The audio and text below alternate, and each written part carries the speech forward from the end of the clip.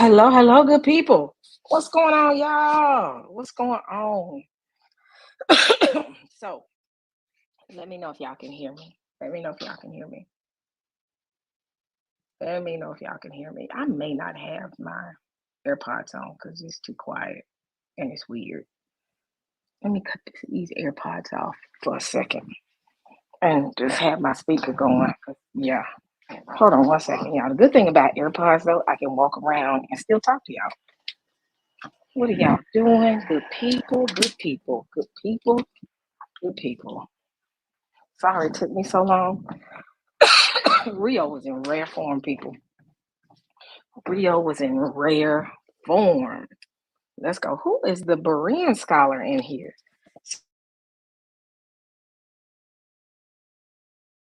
I do want to let y'all know that I am in the near future not transitioning, but adding a component to my channel.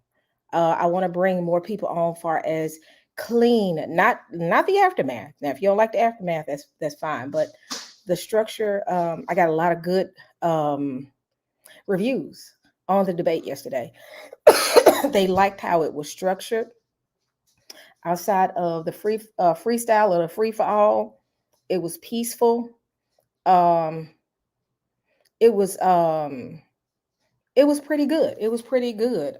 So I want to bring more people on to do this. So if anybody's watching and they're interested in setting up debates, um, you can reach out to me on my email. My email is sister spelling Sister.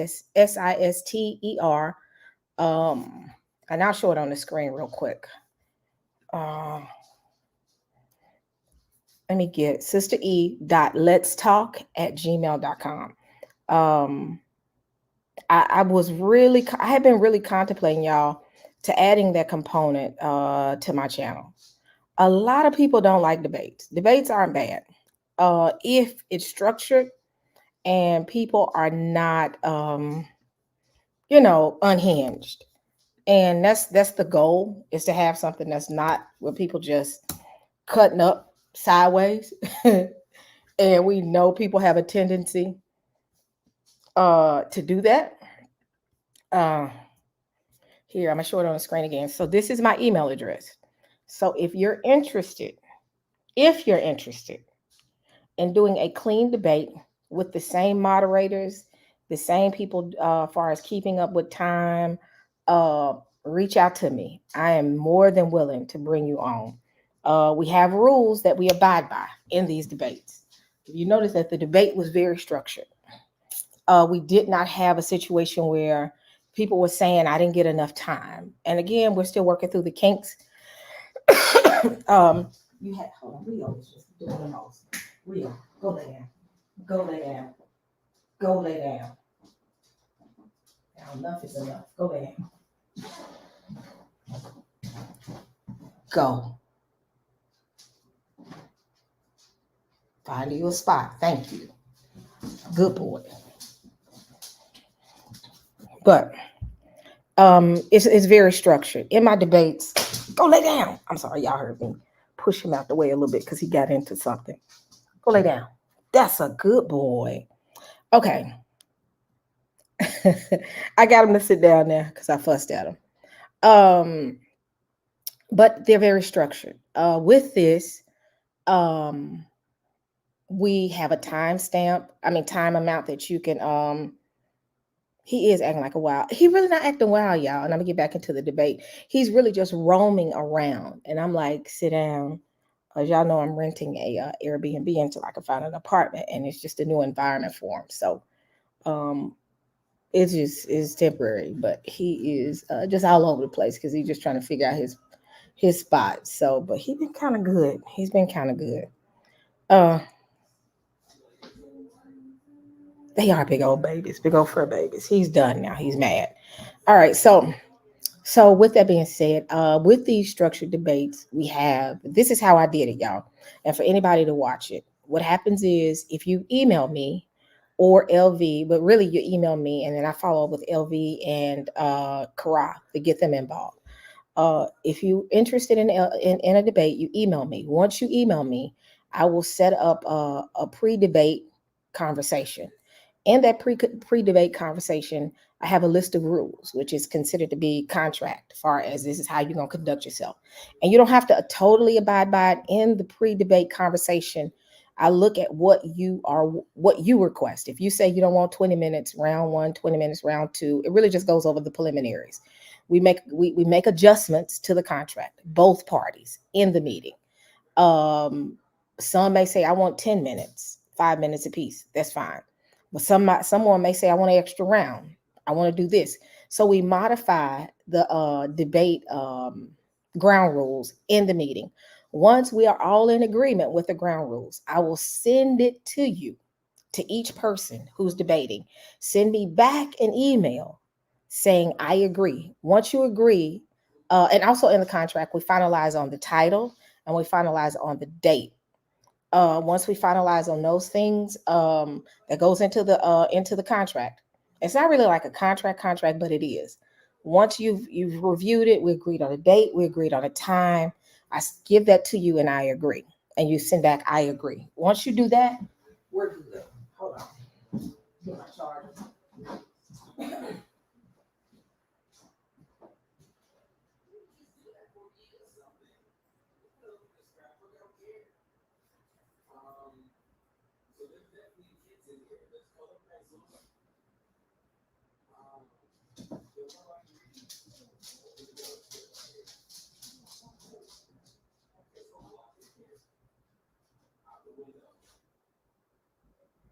Hold on, y'all, I gotta get my charger.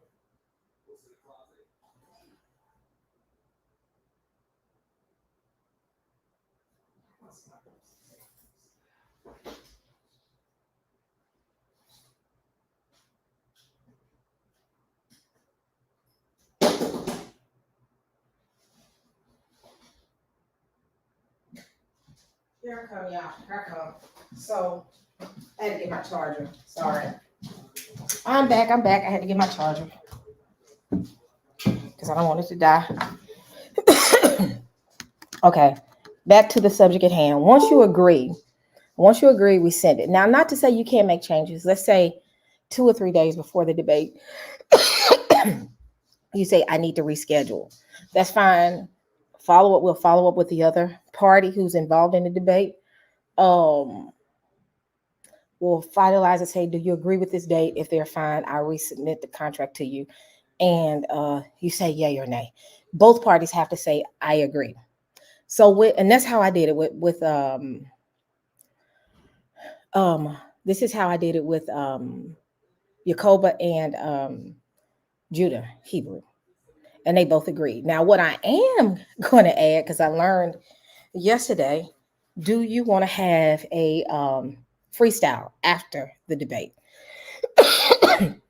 and give that person the option, yes or no?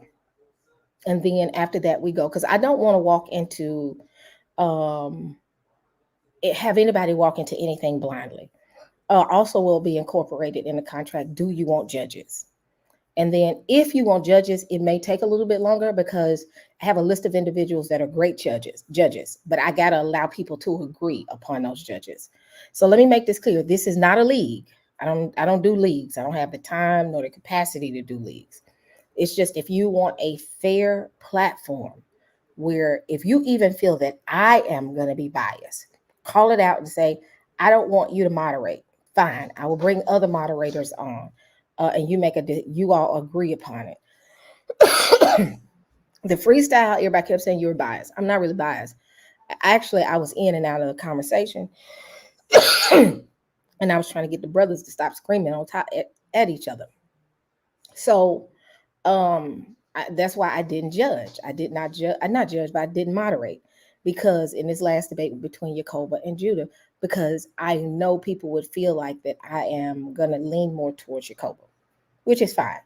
So I try to make sure everything is fair. So with that being said, anybody who's interested, get the word out. I'm getting ready to allow these certain things. Now, I'm not gonna have anybody up here debating about anything, but some of the things I would love to see is does God exist? I would love to see a debate between a believer and an atheist. That would be a great debate. Um, I would love to see debates on flat Earth. Is it flat Earth around? That would be a great debate. Polygamy. Is polygamy biblical? Those are certain things that I like to see. But it doesn't necessarily have to be around that. It doesn't even have to be just around religion. It could be around science. So,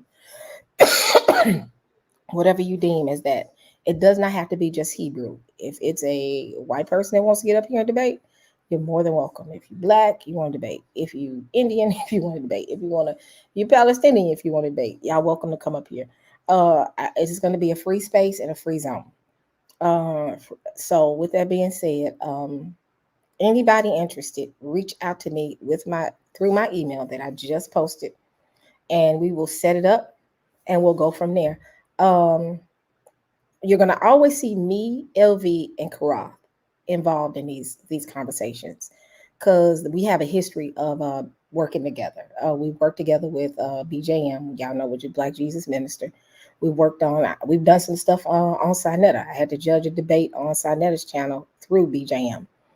We've done judging. Me and Karath and LV have done judging in Clubhouse.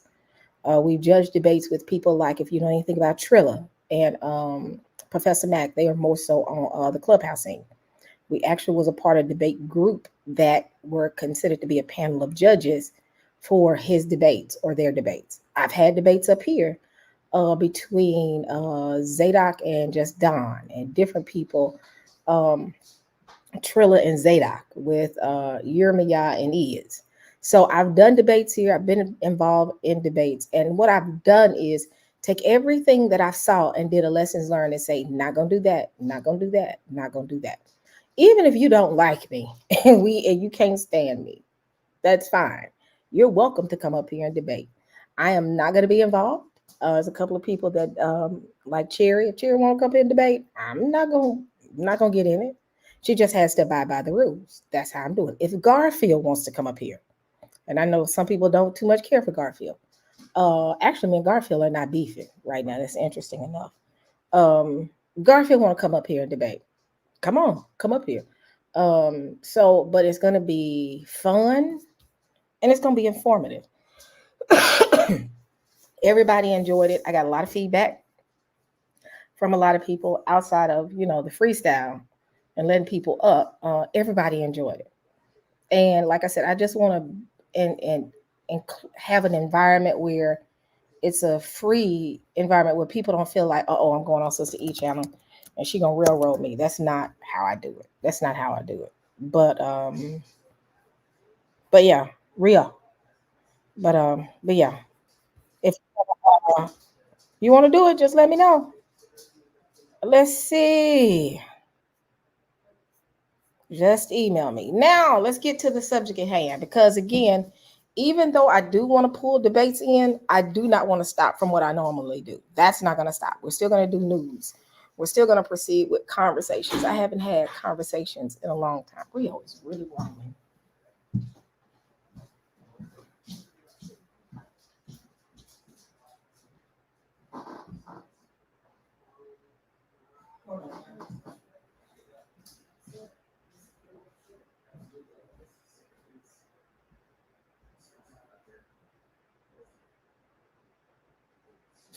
Hold on, y'all. Let me get Rio some water and we will get started. That's what he was looking for, some water and food. I haven't fed you yet, sorry. So hold on, y'all. Let me get this spoiled dog some water. He just brought me his bowl. Or showed me his bowl. Here we go. 1 second, y'all.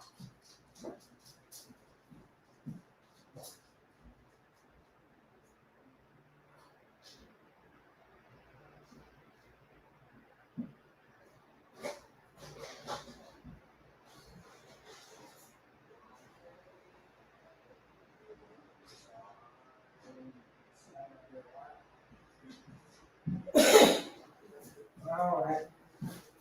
Heck, if Vocab want to come up here and debate, he can come up here. I don't really care when I pick you like that. So, with that being said, let's get started. Family again. Get the word out. If people are interested, I'm open. And also put in the subject line if you're emailing me about a debate, say requesting a debate, requesting a debate. And I'll put that in my community section and just put the word out there. Again, this it's not, I'm not charging. Let me tell you that it will not be a charge to it. Um, if it starts growing, then I may add a charge, but I'm not going to charge people for that.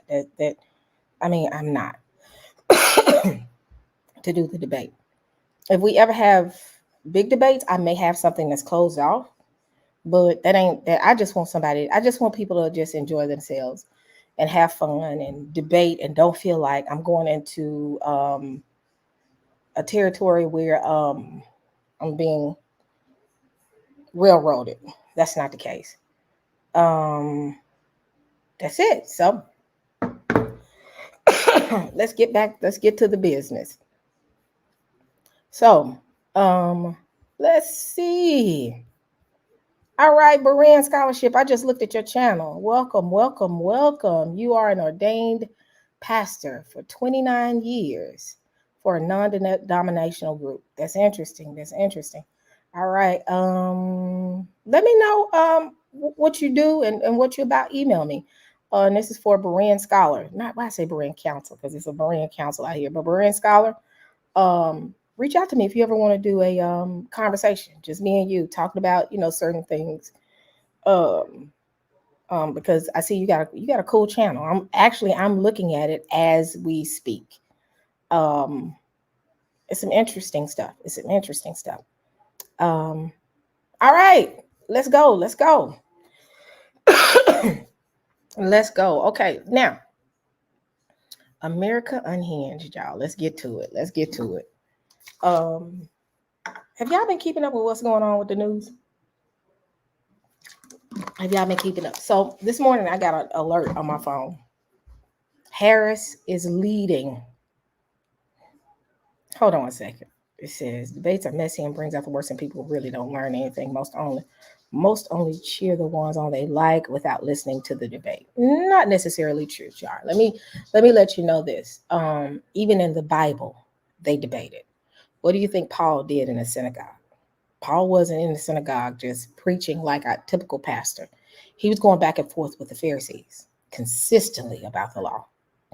Um, the apostles did a lot of that, and especially in the synagogues. If you look at the history of some of the things that transpired in the synagogue, they would what they were doing, you would consider to be debating. They would go back and forth on things in some cases. So you can have a debate that's clean. Scholars and theologians always debates. They've had debates all the time, and I've seen some cases that when you bring good things to the table and it's clean, you have good conversation. So there's nothing wrong with debating. People love to say, "Oh, we Yasharel, we shouldn't be arguing. Let's leave it alone. We in love." You can debate in love. People have disagreements. Me and Yakoba don't agree on everything. People know that. Me and Yakoba didn't argue down, honey, on certain things, but we we can do that and still walk in love. I've me and me and Karis don't agree on everything. Me and Ashonda don't agree on everything. Me and Dante don't agree on things. Everybody don't agree. Um, but with that being said, people can have meaningful conversations when it comes to disagreements without the mudslinging. That's the purpose of the contract to throw out there is no mudslinging. Now, after the fact, if y'all want to do some Negro stuff, hey, look, y'all can go back and forth. But during the debate, we're going to get some good facts out there. But we still going to even keep that orderly and clean with the freestyle. So I don't see debates as being messy. It's just you got to find the right ones. I listen to a lot of debates. So with that being said, no worries. All right, y'all. So back to the subject at hand. When you look at what's going on right now, I got an alert on my phone that Harris is leading in the polls right now. Y'all remember when I said if Trump does not win, these people gonna lose it. These people are gonna lose their mind. I really see what's going on in the UK possibly happening in the US simply because of a disagreement of the president or who the president is going to be. Uh, you see a lot of division already. Well, division has always been here. This ain't nothing new. So, with that being said, I'm gonna go straight to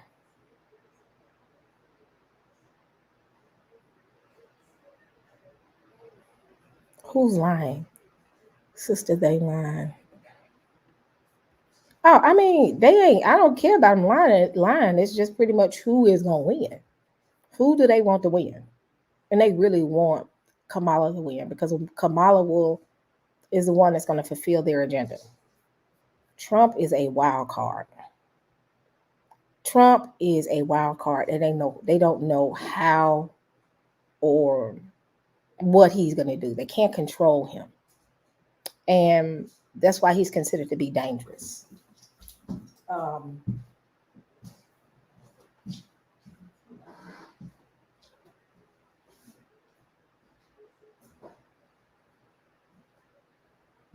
so let me play some videos for y'all. I have to check. There we go. Let me play some videos for y'all. I'm not screaming today because screaming did a work on my voice yesterday. So let's see.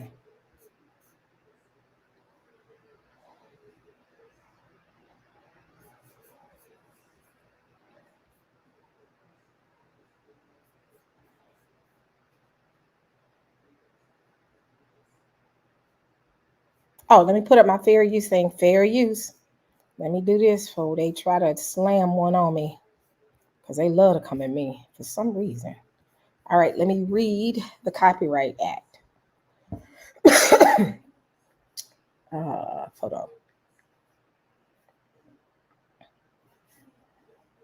All right, copyright disclaimer under Section 107 of the Copyright Act of 1976. Allowance is made for fair use for purposes such as criticism, comment, new reporting, teaching, scholarship, education, and research. Fair use is a use permitted by copyright statute that might otherwise be infringing. All right, business taken care of. Fair use.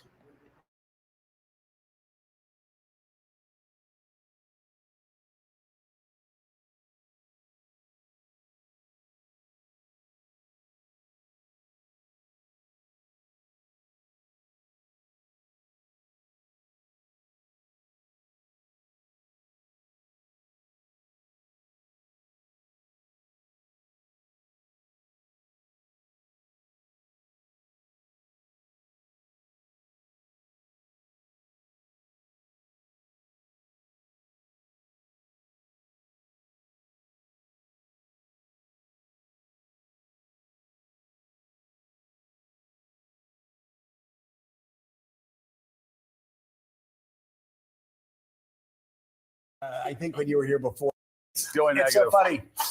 Amy, I think when you were here before, it was July. We were probably talking about Joe Biden. The Trump people were talking about how. Before we dig into this, the biggest thing with this is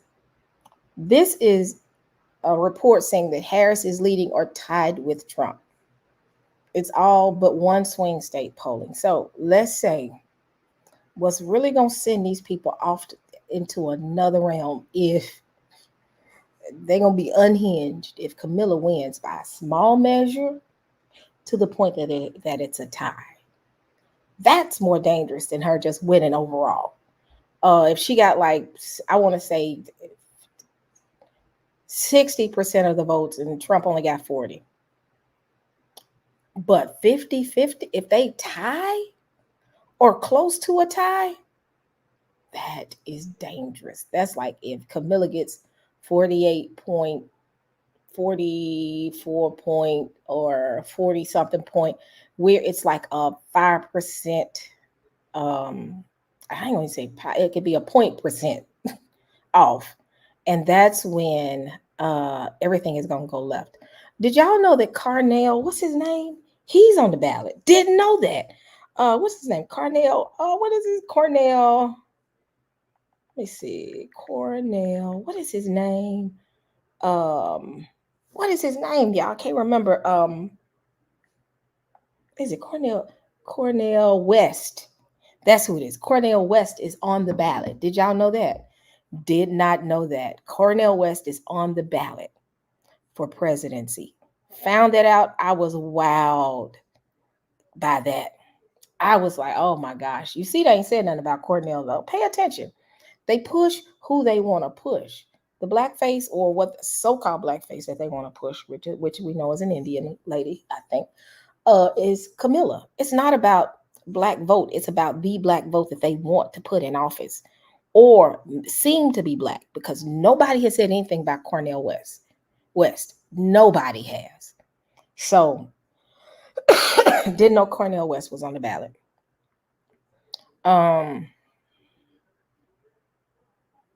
Yep, it's a couple of them they just don't give airtime to. So, but with that being said, it will be pure back to if Kamala, however, and Trump are tied, or if it's a close win, it's going to be chaos. These folks gonna lose their mind, because they're gonna be like, y'all cheated us already. Trump has started where he's talking about the polls where something has been hacked. We're gonna talk about that as well. So he's already putting his case out there that the voting system has been hacked. So guess what? It's already in Trump supporters' mind that if he loses, they hack the system and they helped him lose. Another thing we got to look at is, I really believe Putin has not made a move because he's watching the presidency. If Trump wins, Putin is going to pull back, because I think his relationship with Trump, he's not going to do anything. But if Kamala wins, all hell is going to break loose. And it's going to be internal and external. So it ain't just America unhinged. The world is going to be unhinged. Again, people are wondering why Putin ain't made no move. Putin don't want to make a move right now. I really believe he does not want to make a move right now because he does not want to impact the elections. Because again, I think that Putin and Trump are cool. So he like, look, I'm going to chill and I'm going to watch this election. If Trump loses, then it's on the popping. That's what I think. I really believe he ain't gonna say it's on the popping, but I got a little country with that. But it's gonna be all hell gonna break loose, and that's the best way I can put it. I can't find no other word to explain it. For all my sensitive people in their ears, hell is in the Bible, so don't act like that.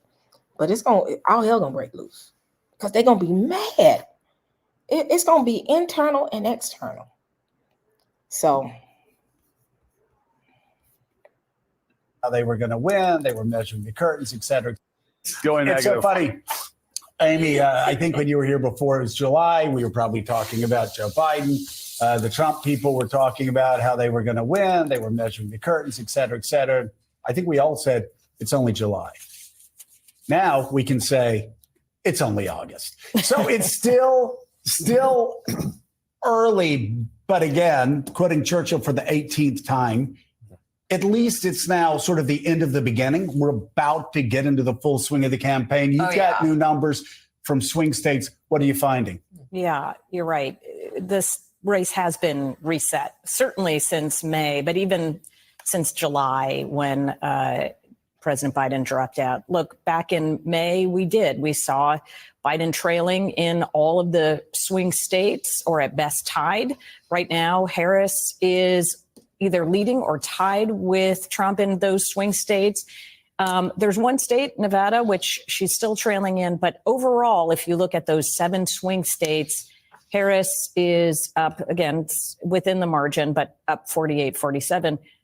Biden was down by 3 points. So it's a reset. What's to me the most remarkable piece of this poll, and it's what we've been seeing in surveys now that have been coming out in the last week or so, is how little she has been burdened, shall we say, by her association with the administration. She's the sitting vice president, and yet 59% of voters in these swing states think that she is basically the change candidate. She's turning the page from Trump and Biden. She is a generational change, obviously, but they believe that too. And even though Trump is ahead on issues like immigration and the economy, on inflation, obviously the number one issue for so many voters. She's only trailing Trump by 6 points. I think if Biden were in, Biden were in this race, it would be a much bigger margin. Amy, when you were here last with those polls that showed so much of this race had swung toward Donald Trump, there was, as you know, among Democrats, a sense of almost resignation midsummer of the debate was a disaster. Joe Biden, we love the guy, but he's too old. I'm not going to go vote for Donald Trump, but I think I'm sitting this one out. Is that what this is about? I think that's exactly what we're seeing is. Very interesting. I'll say that much. Very, very interesting. I would love to see how this plays out. Yep. All right, let's see.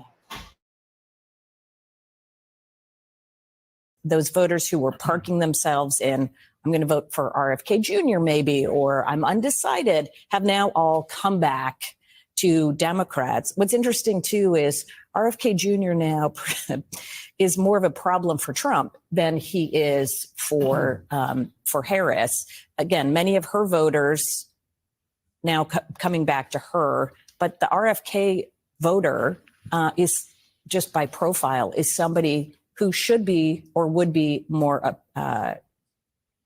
would be more interested in voting for Donald Trump.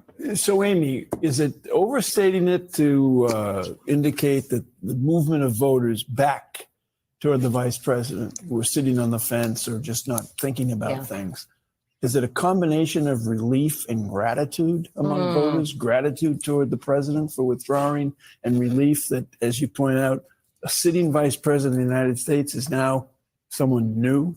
She's new. And I do think, I do wonder if she weren't a woman, if this weren't as historic as it is, if you would have that level of movement and intensity, because she literally is, even if you don't know much about politics, you're not following this day to day. You've been hearing and seeing from two older white guys for a long time now and being very uninspired by it. And then all of a sudden, here comes this woman who doesn't look or act or sound like anything you've seen before in politics. And suddenly it's like, I'm going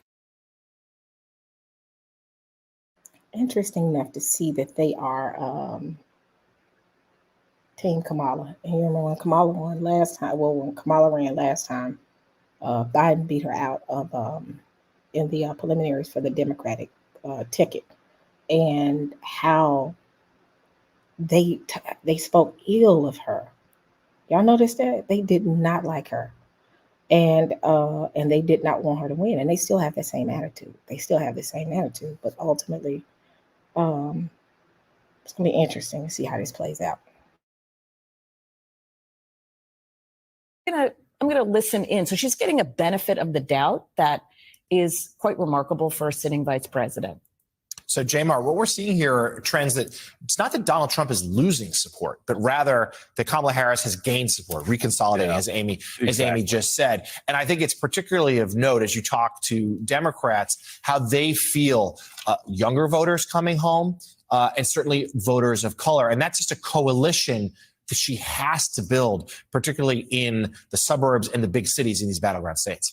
Yeah, it feels like folks coming home rather than her moving undecided voters to the Democratic column. And there's obviously a huge difference. Now, in an era of polarization, getting Democrats to come home, getting them motivated is crucial because mobilization matters. I don't think it matters as much as persuasion, but mobilization matters a lot.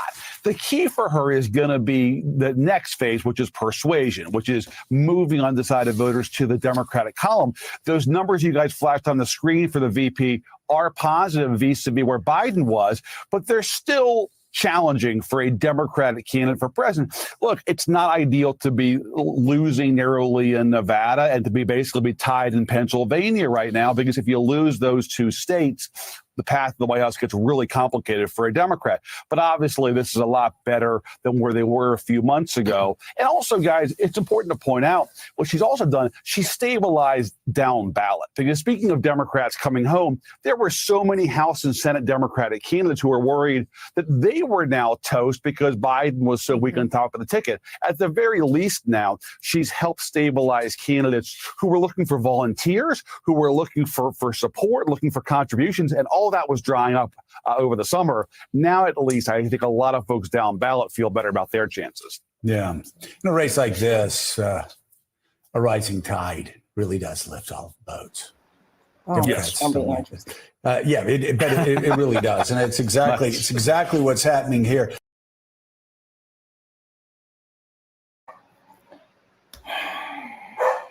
Y'all give me a 1 in here if y'all see where this is going. This is getting ready to be really interesting. I've been listening, and it's already, and tell me if y'all get the language that I'm getting. I'm getting the language as if they saying she's gonna win ultimately. And what they're trying to do is get people comfortable with that, to see the pulse and how they feel about this. But is it me? But is it me that's seeing this? I'm like, they are building the narrative, getting people prepared. Understand, the system doesn't just do it. They try to get you to buy into it. And once they get you to buy into it, you're in. So I'm gonna keep going.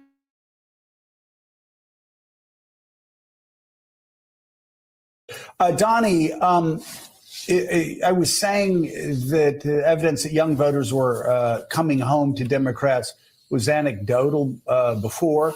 Now we see the numbers that is happening. I suspect it will continue to happen. But, that was Joe Biden's biggest challenge. As has been pointed out here, it's not that Donald Trump is losing voters. It's that Kamala Harris is picking up voters that were staying away. But younger voters coming home, people of color voters coming home, women, more women moving to Kamala Harris in her direction. I think especially important, though, even though they don't vote as much as older voters, younger voters, the energy that is now behind Kamala Harris is just so striking. And I say that mainly anecdotally, but there's so many younger voters that were going to sit it out or just had no connection to Joe Biden, but now want to volunteer, that want to go to rallies, that want to make phone calls. It's pretty striking, just the difference a month makes. 2 words, and you guys have talked about it: hope and change. If you look back the last 30 years, when the Democrats have had that enthusiasm, that kind of wave that we're feeling with Bill Clinton. I worked on Bill Clinton's campaign in 1992, did advertising, and of course with Barack Obama, you had that hope and change. Hillary Clinton, you couldn't sell that, and she lost. Joe Biden, he won, he squeaked it out, but there wasn't that enthusiasm. Why? Because you couldn't sell hope and change. When you have that, you're almost unbeatable. That's kind of what you mentioned. Every constituency, young people, people of color, they want hope, they want change. Pretty much everybody wants that. Even if you're happy in your life, you say hope. You want more hope? Yeah. You want more change? Yeah. So that's the thing. That's the wave that's happening. And that's what the Cook Report is saying. That's what all the anecdotal things are saying. So when you have that, as I said, those magical 2 words, and Donald Trump can stand on his head. There's one thing he can't give you is change, and he certainly can't give you hope. He's going in the opposite direction. So once again, Bill Clinton, Barack Obama, Kamala Harris, hope and change. And the word you keep hearing of these rallies is joy. People are happy to be there. They're enthusiastic. And contrast that with Donald Trump on X for 2 hours, with Elon Musk just laying out his grievances. A very different picture there. A number inside your report, Amy, that will hearten the Harris campaign is this independent number, which 3 months ago, Donald Trump, in your analysis, +3, now Harris +8. That's a huge number. It is a big movement, and it's a lot of independent women that are coming over and right now supporting Harris. I think, to Jonathan's point, when you look at who those undecided voters are, or people who are still saying, maybe I'll vote third party, they are very cross-pressured on the following. They feel very anxious about the economy. They do feel like inflation is getting worse at a higher level than the overall electorate. They don't like Donald Trump personally. I mean, I feel like we've been rerunning this same playbook now for a long time of voters who say, well, I mean, I kind of liked his policies when he was president. Oh, I don't really like how he acts. And so those voters, how Harris talks to those voters, how she's able to, as Jonathan pointed out, persuade them that she's going to be able, to deliver for them. And more important, if Trump can stay on the message about the economy. But again, I feel like we had this conversation over and over again. If only he would stick to a message on the thing that he's actually winning on. Yeah, that's a lot of people inside the campaign and the Republican Party would like him to do the same thing. He's not. Jane Mort, I want to underline something that you said. I think it's so important for people watching. Yes, these numbers have shifted. Where we are right now, though, if you look at all these numbers, kind of where we were a month ago as far as this race being close. This is still tied. This race is tied right now. Now, it's tied with a slight lean to Harris. A month ago, it was tied and with a slight lean, except in Nevada and North Carolina. If you look at those numbers in May, with a slight lean in all the states that really make a huge difference. It was, so it's Harris +2. Now in Arizona, it was Trump +1. Tied in Georgia, it was Trump +3. You go down this list, everything except for Nevada and North Carolina, those are all within the margin of error. This race is tied. Yeah, Joe, we're in an era of political trench warfare.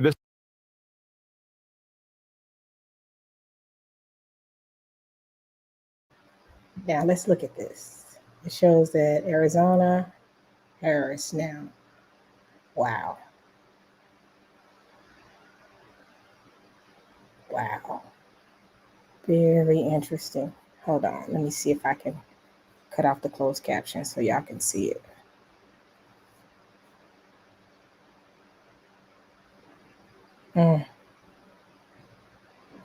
This is very important.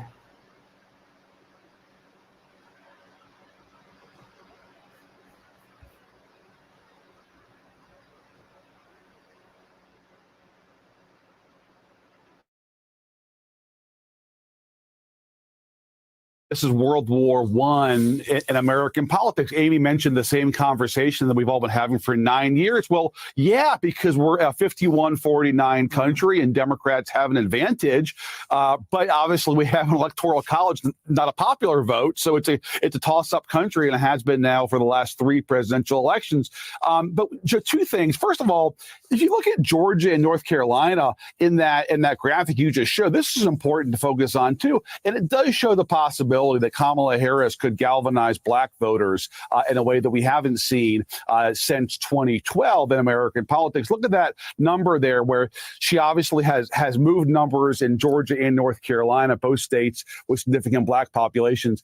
Boy, if she can win Georgia and North Carolina, that really, really changes the equation, because obviously it creates less pressure on her to carry all 3 of those states in the Great Lakes.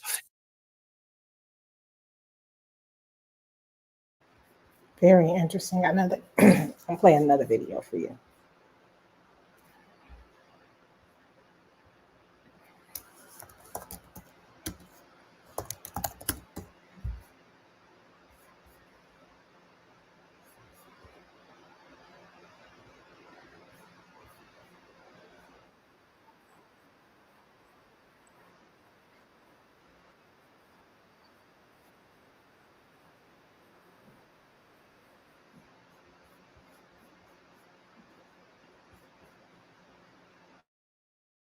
Remember when I said he said it was going to be hacked? So I'm going to play something for y'all.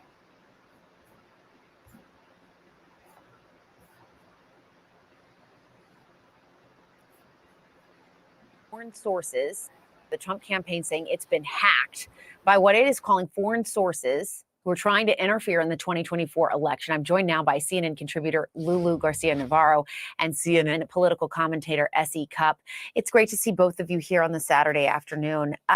S.E., let's start first with you. There are shades of 2016 to this, as our reporter Jeremy Herb was just kind of laying out. And we have known that foreign actors want to interfere in the U.S. election. Yeah, I mean, this is a huge problem. It's not a problem that we're unprepared for, but it's good to be a constant reminder that hacking, disinformation, this is a big part, especially by foreign entities. This is a big part of why, as voters, we need to be really educated, diligent, vigilant, all the things, because so much information is flying at us from so many different places, especially on social media. It's hard to know what's real. It's hard to know what's fake. And now with these leaks, we're, potentially getting access to things that we're not supposed to see. Any campaign would be very upset to learn that their sort of, their secret weapon, the plans that they have are being shared potentially with the press and then potentially with voters. Right. And it still remains to be seen. It's very early in all this, what was in this hack, what are in these documents. Lulu, former President Trump famously asked Russia in 2016, Russia, if you're listening, find Hillary Clinton's emails. Now the Trump campaign has been hacked. If you're the Trump campaign, how serious of an issue is this? How concerning is this? I mean, it's hugely concerning, not only for the Trump campaign, but for any American. I mean, this, if indeed it is a foreign government trying to interfere in our election, we should all be concerned about that. I think Politico at this point has been very judicious in reporting about getting these documents, but so far not distributing them and telling law enforcement about this so they can investigate it. I mean, the Trump campaign is trying to spin this, saying that this is potentially Iran trying to attack the former president's campaign because of his own actions.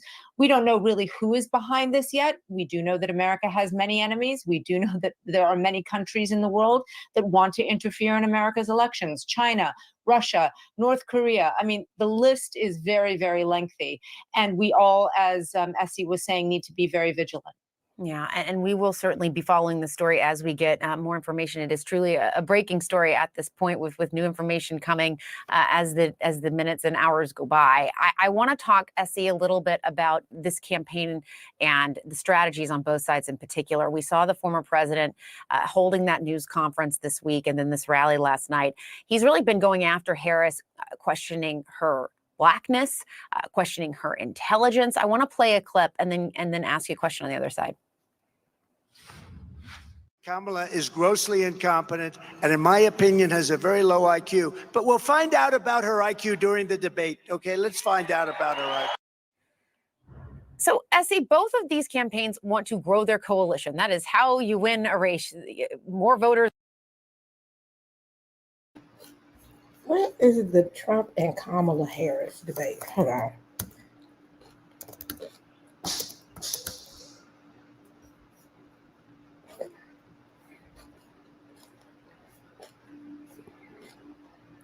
I haven't heard of a definitive date yet. Has anybody heard yet on when that debate's supposed to happen? Have y'all heard of a date? September 10th. Okay. That's going to be, again, another interesting point in time. Let me see, y'all. We're going to keep this going. Vote for you than the other person. So I'm curious why the former president thinks that attacking Kamala Harris in this very personal way is going to bring in new voters. Do you think that's a good strategy? Yeah. No. And listen, I host another show on another network called Battleground, and the point of it is to talk to swing state voters. I talk to them every day, and they don't care to litigate Kamala Harris's race. They don't care about childless cat ladies. They have problems and they want solutions.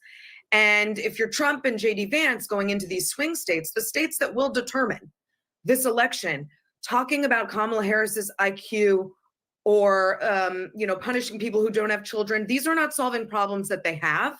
And in fact, a lot of swing state voters, especially women, are turned off by these very personal attacks. So there's a reason why voters in swing states, many of them are uncommitted, undecided. They are waiting for solutions to problems that they have. Trump is not offering that yet. Harris and JD Vance, for their part, have not yet laid out their agenda either. So, everyone's kind of waiting for the substance of this election to kick in. Trump seems very sort of scattered with Harris now on the Democratic ticket. And Harris Vance are obviously just getting in and just getting started. But they also need to tell voters we're not just a campaign of vibes, right? We're gonna solve some problems. Here's how. And Lulu, Harris in Arizona, in Nevada yesterday and then today, they are obviously hoping to put these states that maybe were going to be out of reach for Democrats back into play there in the Sun Belt, where the voting blocks can be more diverse. Of course, Latino voters in both of those states play a very key role. Latino voters are not monolith. Of course, they care about independent things and different things. But how impactful do you think yesterday's endorsement from the League of United Latin American Citizens might be to this race in those particular states? I think it was important. I think the culinary union, which actually always leans Democratic, is important. But what happens there is that they end up going door to door. They have very robust get out the vote campaigns. Latinos respond to that. They like to see people face to face. It is a difficult demographic to reach often, but a very important one, vital to this election, especially in those states. And so it is increasingly important. And you're seeing Vice President Harris hone her immigration message. We saw it yesterday in Arizona, where she talked about being tough on the border, but she also talked about a pathway to citizenship. And this is the line that she is going to try and navigate, while appealing to people who want to see the southern border locked down, who are concerned about illegal immigration, but also to the base and to Latino voters who want to hear.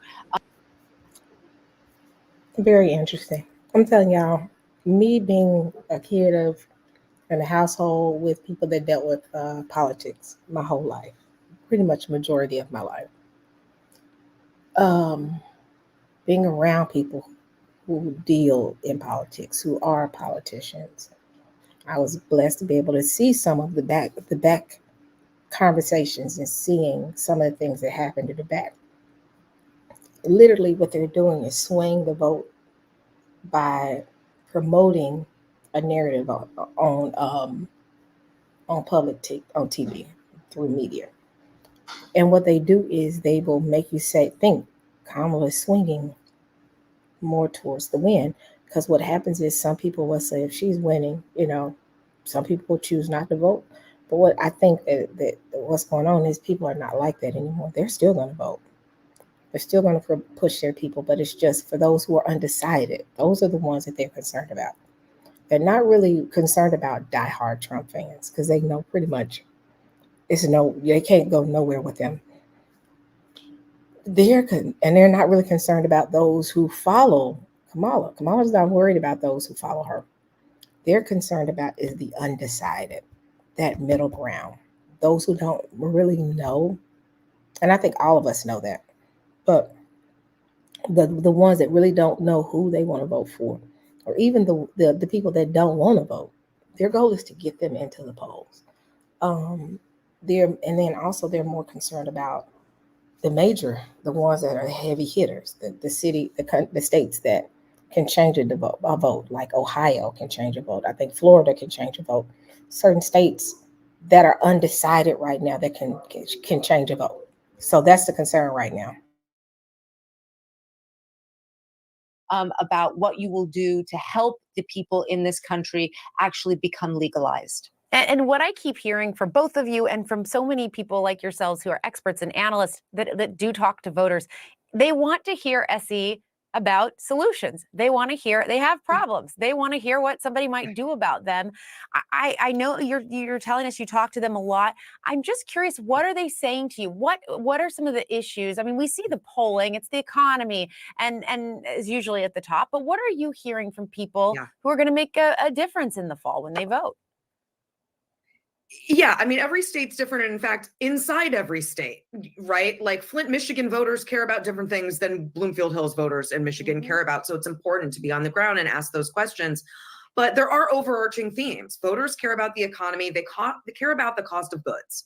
That goes from cars down to groceries. They care about housing prices. We're hearing that as a consistent theme, especially in growth economies like Nevada, Arizona, North Carolina. These are big, big issues for voters. The cost of housing being sort of locked out of buying a new home or a first home is a common theme. We hear a lot about immigration and strengthening the border, strengthening lowering.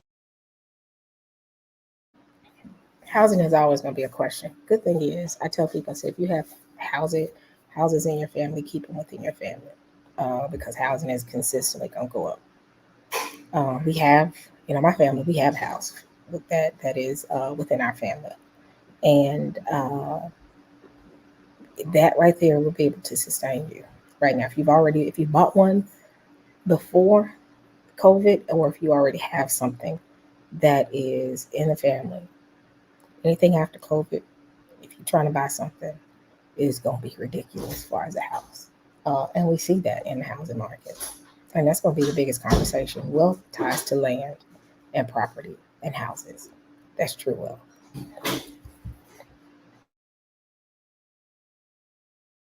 And crime, making cities and towns safer. We also hear a lot about abortion. We do. We hear a lot about women's rights, especially since there are now many states in which that is actually on the ballot. Yeah, it is going to be so interesting to see how this unfolds in just this condensed time frame. Lulu, Garcia Navarro, and Essie Cup, my thanks to both of you. So today's the day. I've got my art. This is going to be interesting, y'all. I'll say that much. I'm very much so intrigued by this. I'm very much so intrigued by the concept of who is going to win and who's not going to win, and the aftermath. The aftermath is what's going to be the most interesting. That's going to be the thing right there.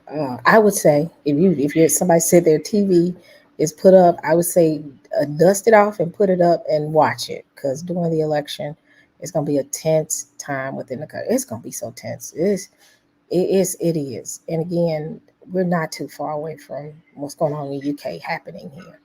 And hold on one second.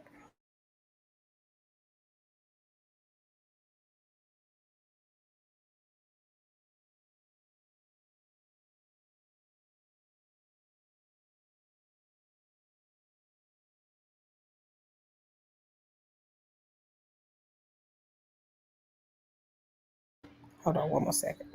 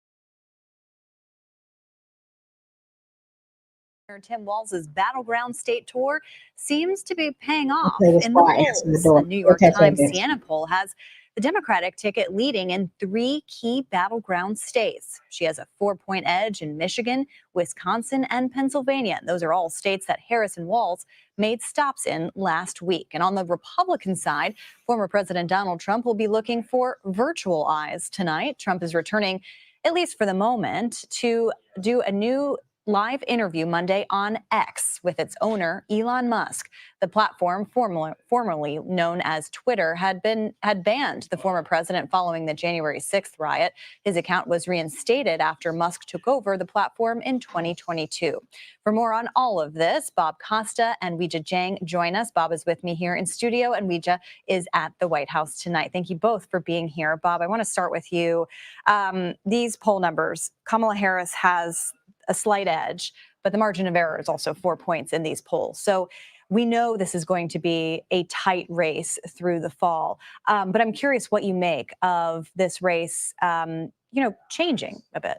It appears, based on this recent poll, that Vice President Harris is keeping together President Biden's coalition in the industrial Midwest and some of these other battleground states, but obviously exciting Democrats who might have been on the sidelines, or some traditional Republicans or non-voters who have been so far a little bit lax when it comes to engaging with this campaign.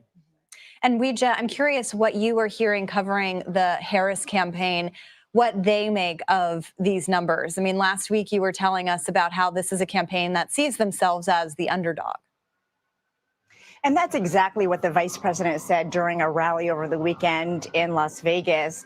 When this poll came out, she said, let's not pay too much attention to the polls because we know it's going to be very tight until the very end. And she said again during this huge rally that we still have a lot of work to do, because the concern is that all the momentum that we are seeing will start to dwindle. And obviously, she wants to remind people that there's still plenty of time left between now and November for things to change again, which is why they're not celebrating too much these polls. But internally, sources are, of course, excited. And, you know, they say the reason it matters to them mostly is because it validates the change on the ticket, the top of the ticket, because Biden never had this kind of lead. So I think that's the reference point that they're looking at. Not exactly just Trump, but Harris v. Biden, showing that she is doing better than he ever was. Yeah, and it's interesting, too, because the Trump campaign told us last week that their own internal numbers show that Kamala Harris has consolidated the Democratic base and has been successful in rallying the base. And so that's a significant movement. Bob, you, Weija, and I have all covered Donald Trump for a long time, and we know that Twitter, now known as X, is so a part of him.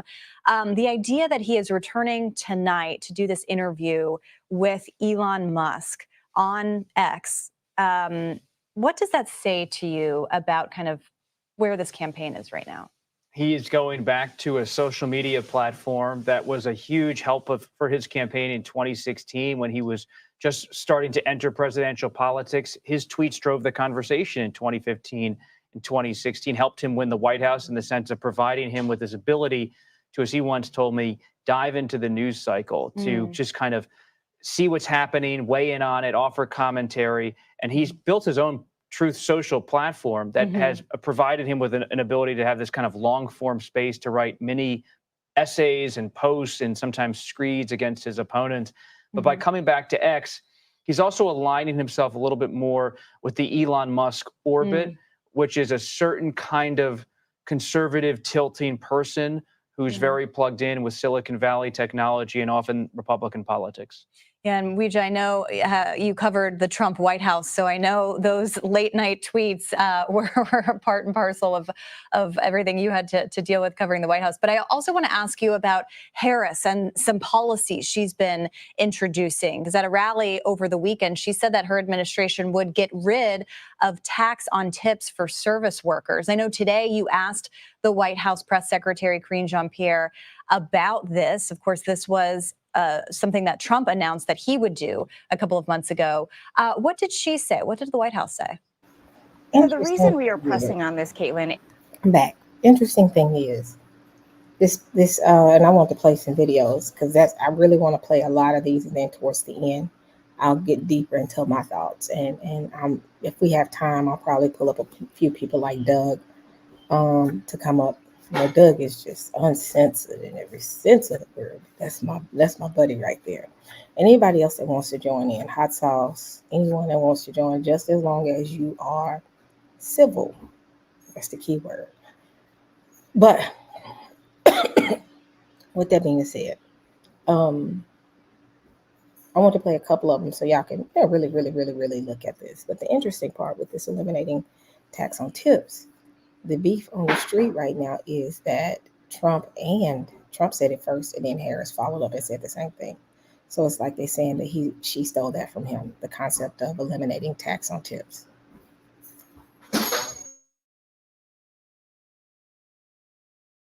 is because this is one of the first policy proposals that we have heard from Vice President Harris, along with raising minimum wage. As you mentioned, she says that she supports eliminating taxes on tips, which in Las Vegas, where she made this announcement, is a huge deal for the people who work in the service industry, in the restaurant industry. But as you mentioned, this is an idea that Trump rolled out in June, and he accused Harris of stealing it from her. In fact, he wrote on X, as Robert was just mentioning, about how she copied his idea. So we were trying to drill down on whether that was true or whether this was an organic idea of hers, something that she and President Biden have discussed before. So here's what she had to say.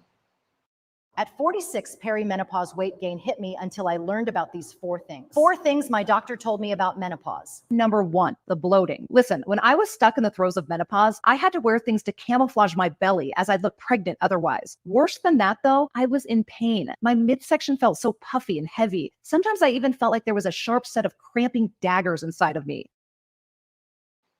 Obviously it's a new idea. I'm just saying Well, they that we didn't want to support see it, that. but we have been doing the work, right, for hardworking Americans to lower cost. And that is something you're going to see that on Thursday with both the president and the vice president when they make an announcement on other ways or other additional ways to lower cost. So before that, there were several other attempts to just try to get some clarity about whether this is an idea that the Biden-Harris administration had ever considered in the past 3.5 years. And you heard her say there that it's in fact a new idea.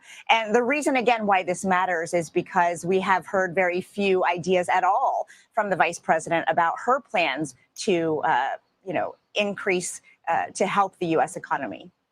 Yeah, and we'll see if more rolls out over the next few days before the Democratic National Convention. Bob, meanwhile, J.D. Vance has been doing a lot of interviews, and he actually advocated for a policy that is more in line with what Democrats have proposed. Let's take a listen. I think one of the things you can do is make it bigger per child. I think we'd love to see it at a higher dollar value. And again, President Trump and I have proposed that. I mean, look, I'd love to see a child tax credit that's $5,000 per child.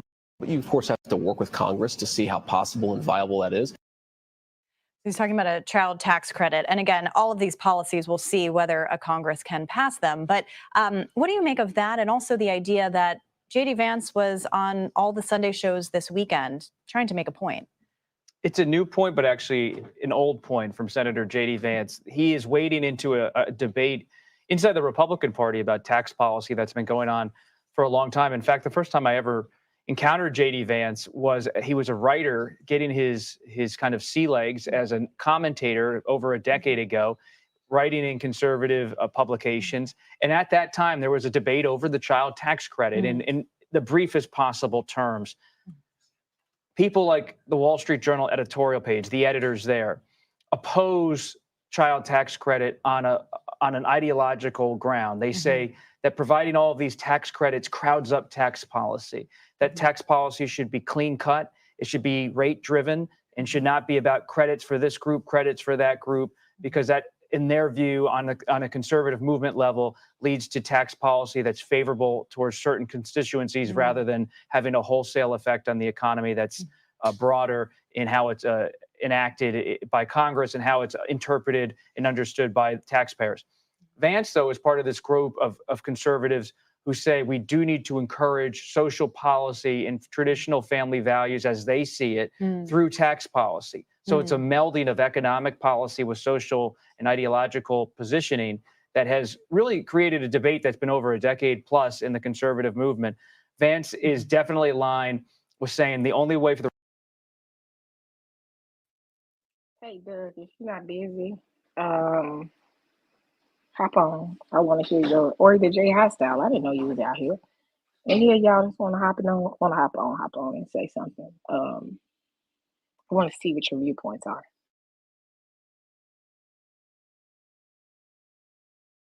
the Republican Party to expand its coalition is to bring in new families who might not have a political tilt toward the Republican Party. A tax credit's a way to kind of provide them an impetus to come in. For Trump, it's interesting because he's so aligned sometimes with the business wing, but he put on the ticket someone who is more willing to tinker and tweak tax policy. Yeah, and we'll see if that has an appeal among those persuadable voters, particularly in the suburbs that both of these campaigns are trying to reach.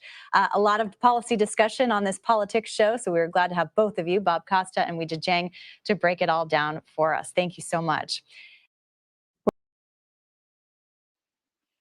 Mr. Doug, come on up here, Doug. Doug, you're welcome. Come up here. I want to get your viewpoint. I love talking about politics with you. And anybody else that wants to be involved, come on up. The reason I'm calling out Doug, because me and Doug kind of share in our viewpoints when it comes to certain aspects of the system and how this overall election is going to look. Again, this election is going to be a game changer.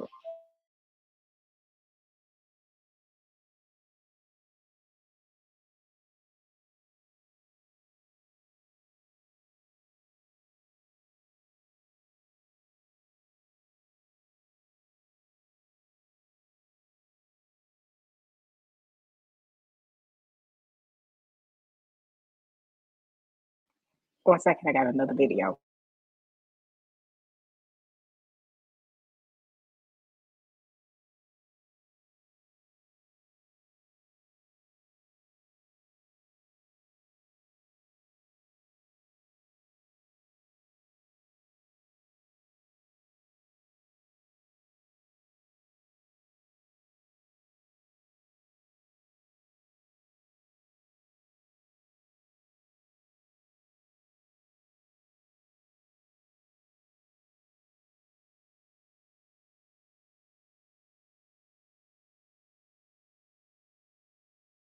Welcome to the News Hour. The top issue for many voters, the economy, took center stage today as former President Donald Trump returned to campaign in a battleground state. His North Carolina rally followed a scattershot news conference at his Mar-a-Lago estate and a meandering conversation with Elon Musk on X in just the last week. Laura Barone-Lopez has our look tonight at the latest. Donald Trump back on the campaign trail, trying to get back on message. The former president rallied in a battleground state for the first time. My buddy Doug, what's going on with you? Can you hear me, Doug? Can y'all hear me? I actually charged up my AirPods, y'all. I hadn't charged them up in weeks, I think, because I couldn't find them. But until Doug is ready, I can't hear you, Doug, but one second. I'm going to finish playing this video. In a week and a half. Kamala Harris won't end the economic crisis. She will only make it worse. In Asheville, North Carolina this afternoon, he talked about the economy, one of the top issues for voters, and he slammed his opponent, Vice President Kamala Harris, for her economic record. If Harris wins this election, the result will be a Kamala economic crash, a 1929 style depression. 1929. When I win the election, we will immediately begin a brand new Trump economic boom. It'll be a boom. We're going to turn this country. Doug, you here? Oh, I'm here. How you doing? I'm good. What's going on with you? Man, I am. I'm doing a lot this morning. I'm watching them slowly lose their collective minds. I was going to do a show today a little later in the afternoon, bring it all together for folks. Yesterday was lively, I thought. I thought yesterday was quite lively. Yes. Yes. It was. What do you think? I mean, I know you're watching as I'm watching, as we are all watching, and the distance between us and them grows. The chasm between us and them is growing. It is. You know, I see them drifting more and more into obscurity, into relegating. Insanity. Being in the realm of insanity. And that's Yeah. Yep. Yeah, it's like your fingers are gripping at a cliff, slowly slipping, and you anticipate the fall. This is what we are witnessing, the anticipation of their fall. This is what we are witnessing. And they know. I agree with you on that. Yeah. They know that this is soon to come to an end. And more importantly, Sister E, they know the reasons. They're not ignorant as to the reasons this has to end. And the thing is, and I'm trying to pull, hold on one second. Take that. No, I just got a text message, but I thought she was going to come up here as well. But I see where you're going with this, and I agree. Ultimately, this is the most unhinged, un. I've never seen it like this. And like I said, I've been in politics my whole life. I've been around politicians my whole life, and I've sat in those uh, press conferences and watched it. This is the most, I don't want to say unbalanced, but I think right now, all the issues that we have going on, uh, this is the most, how can I say? I'm trying to find the best way to put it. This is the most emotional presidential election I've ever seen. Well, And they have the right to feel like that. more than that, though, and I think biblically we can all agree that the common sense of these people has been lost. And I've said it on my show, and if you've heard it, they've hollowed themselves out, and now they're left with this specimen you're looking at. And this is the apex. This is the best they have. And if you look at what sits behind this rancid, putrid, feckless piece of human waste, are those that reflect his values, his ideologies, his beliefs, and they have full control of the narrative when it comes to the dynamics within their own society. And they are leaning toward a right-wing white nationalist bend that will culminate in the repeat of history. I'm telling you this. These people are headed toward Nazi Germany. I don't think they're gonna make it to the election. I don't. I think the shots are gonna start firing before then. I do. And the thing is, I'm gonna be honest. I think they are gonna make it, but after the decision is made, is when all hell is gonna break loose. That might be right. Well, you're right. Yeah, between November 3rd or whenever they're elected, I don't vote. So November and the time whoever wins gets into office now, if Kamala wins between that time, November and January, Donald Trump is probably going to be moving like a madman to foment a civil war. And he didn't have to. It's already there. It is. They're baking it in now. Yes. They're baking it in. I saw a video just a few moments ago about the Ku Klux Klan and these white supremacist groups that are right now making plans to take action in the event that Trump loses. And the plans are sinister, and they involve victimizing Negroes, as if we, in some way, shape, or form, have any real affect on what happens in American politics. We don't. Only the best we can do for them is to go to the polls, and that's the worst we can do for ourselves. And the thing is, I'm listening to people. When I hear Dr. Umar make sense, that's when it's a problem. And Dr. Umar is making a lot of sense right now. I heard a conversation, he explained the point of Black people when it comes to the vote and how it is not going to work for us and how it definitely is not working for us right now. And nobody wants to have that real hard conversation of, when you bring up reparations, people just cringe. They don't want to talk about it. And they literally made it a joke now, which is fine. Y'all can do that. I don't really care much because at the end of the day, when God says give, you gonna have to give it. But ultimately, it's just we're seeing the very fabric of what we know, what we even consider to be comfortable, falling apart before our eyes. This election is going to be a daggum nightmare. It's going to be crazy for them. And it's going to be crazy between here until the election day. I literally see what's going on in the UK happening over here. Oh, Literally. absolutely. Yeah. The UK is a microcosm of what will eventually occur in the United States. They're going door to door, checking the doors of empty victims they might victimize because they are of a different skin tone and an immigrant. But I want you to know this, sister. They've hired over 300,000 poll watchers. I Wow. need you to hear that. The Republican Party has hired over 300,000 quote unquote poll watchers. Now, I don't know, if you are familiar with brown shirts and what Nazis did during World War II, but this is how they were structured out. This is a part of the mechanism of implementing a fascist society. And listen, these white folks would rather lose their privileges. They would rather lose their rights than to take a second fiddle to anyone, than to be put under anyone. I can tell you that right now. They don't care.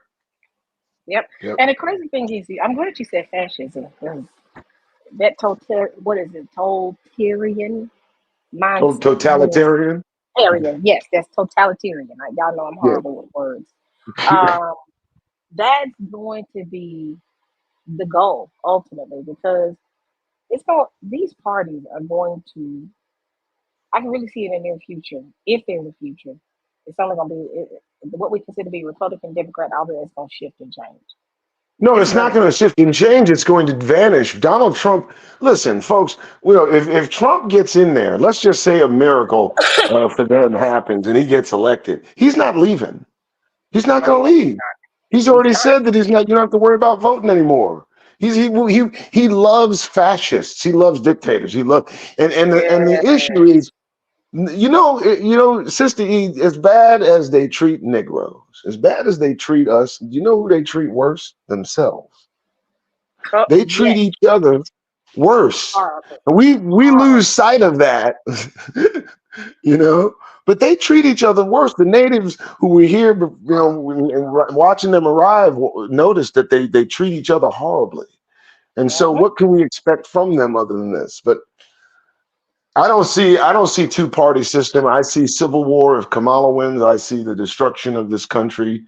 If Trump wins, and I think I'm prepared for either circumstance because I'm just trying to find a way out. That's all. The people they forget. We talk about slavery, but they forget about the serfs. You remember the serfs, which were considered to be peasants in the medieval time, that were considered to be Great Britain, and they dogged them out. Look at the history of the serfs. They were considered to be the peasants of medieval Europe. They were literally forced to take care of the land. So that peasant class is not that far removed, and I tell people it's not that far removed.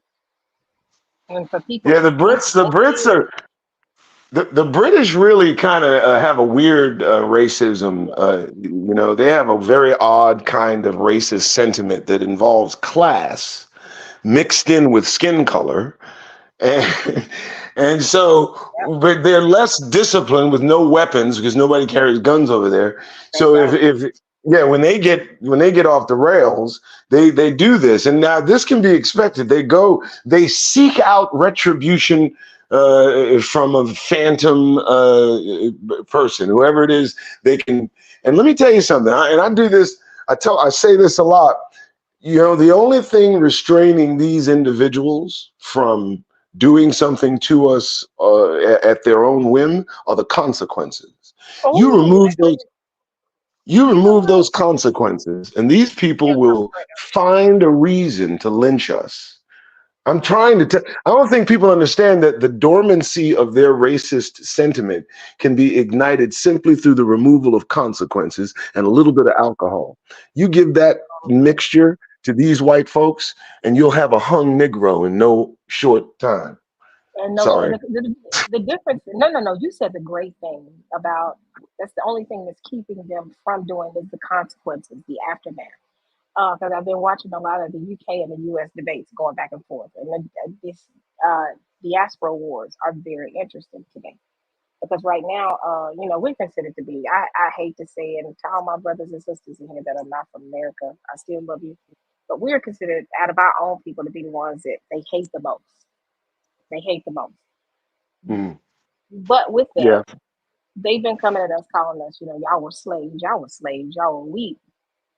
And what's going on now? Mm. The people in the U.S. doing a diaspora wars and saying, wait a minute, UK, Black Brits, come on now. And I'm not knocking about Black Brits; those are my brothers, and I don't rock with the diaspora Right. wars. But with that being said, the difference in us and them is the consequence. I'm not gonna say UK doesn't have great consequences, but the difference is I have guns, they have knives.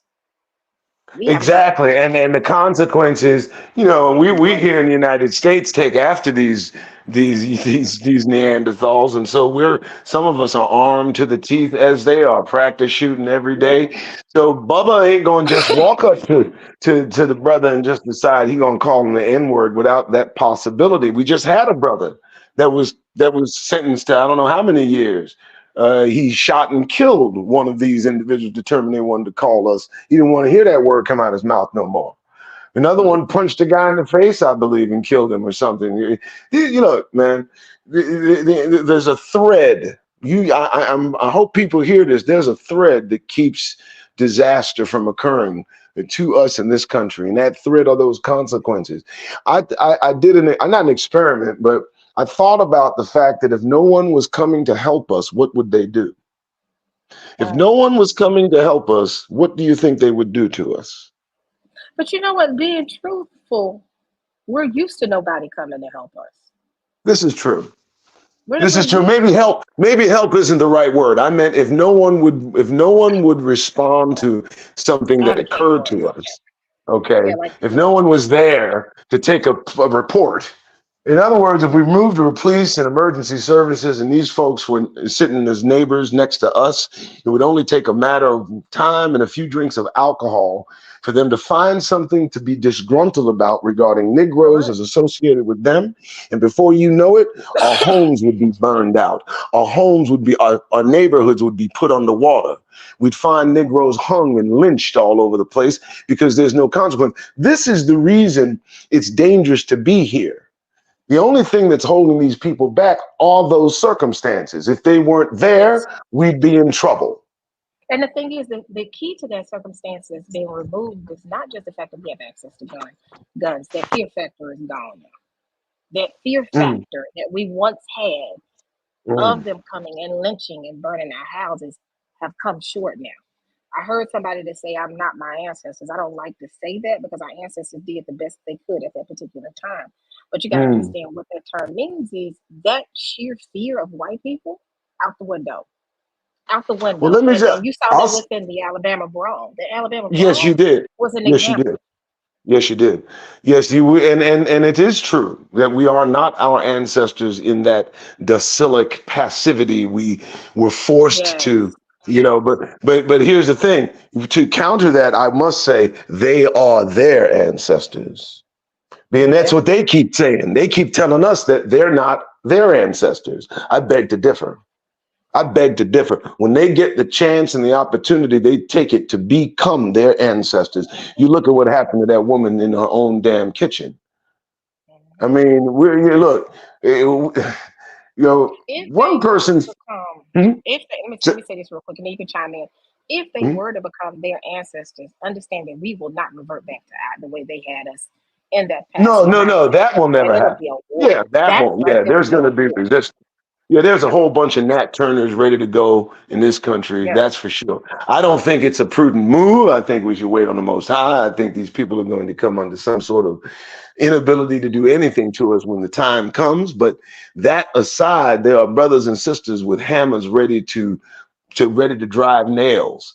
So it won't be the kind of response. But we cannot expect that they'll be any less vicious.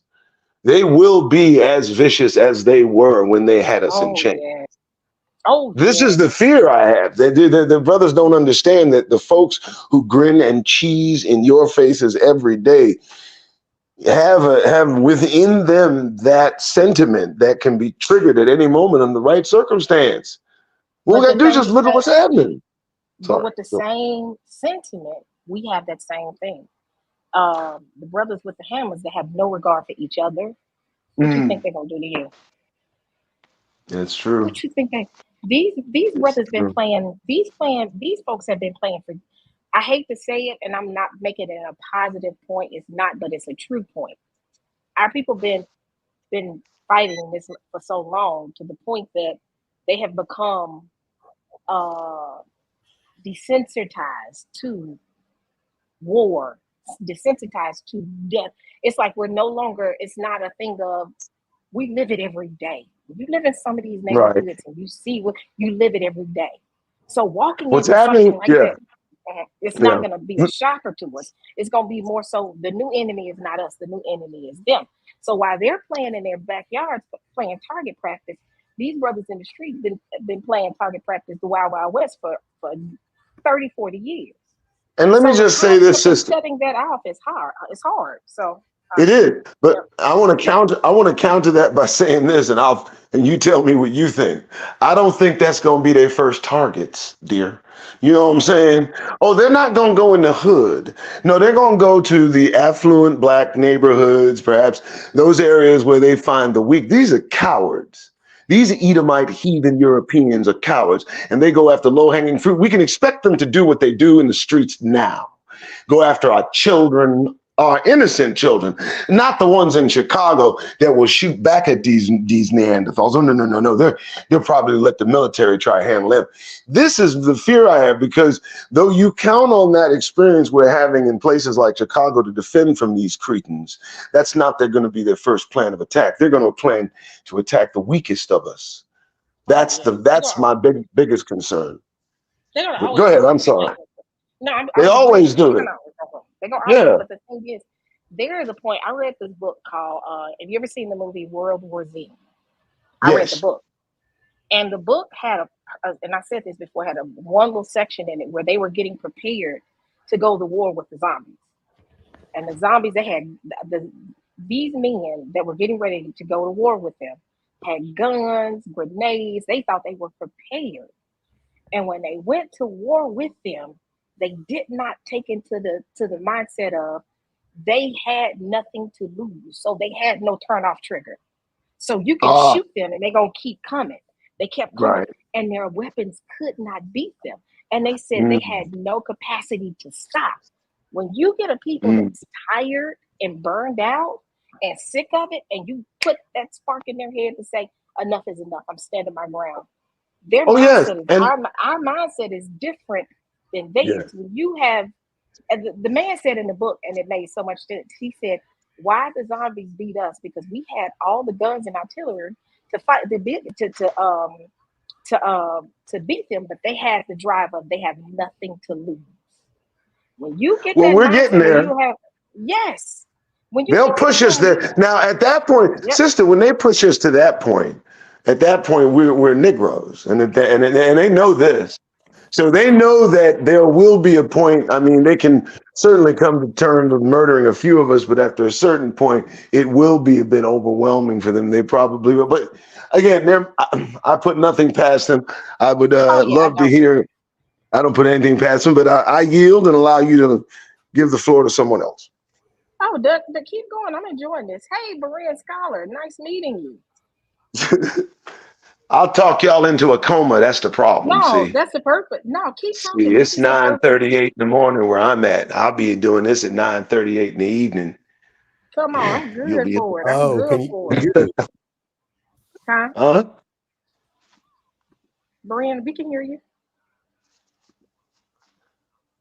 I guess he's having. It's so weird to call someone Berea and it's not Berea on Berea channel. I know. Can you hear me right now? Yes. Can you hear me right now? Yes. All right. I'm enjoying the conversation. Okay. Yeah, I found that out after I started my channel that it was another Berean. Yeah. Well, sister, let me ask you this though. Yesterday's soiree. Go ahead. Ask, especially you. Yes, we know there's gonna be major chaos because of.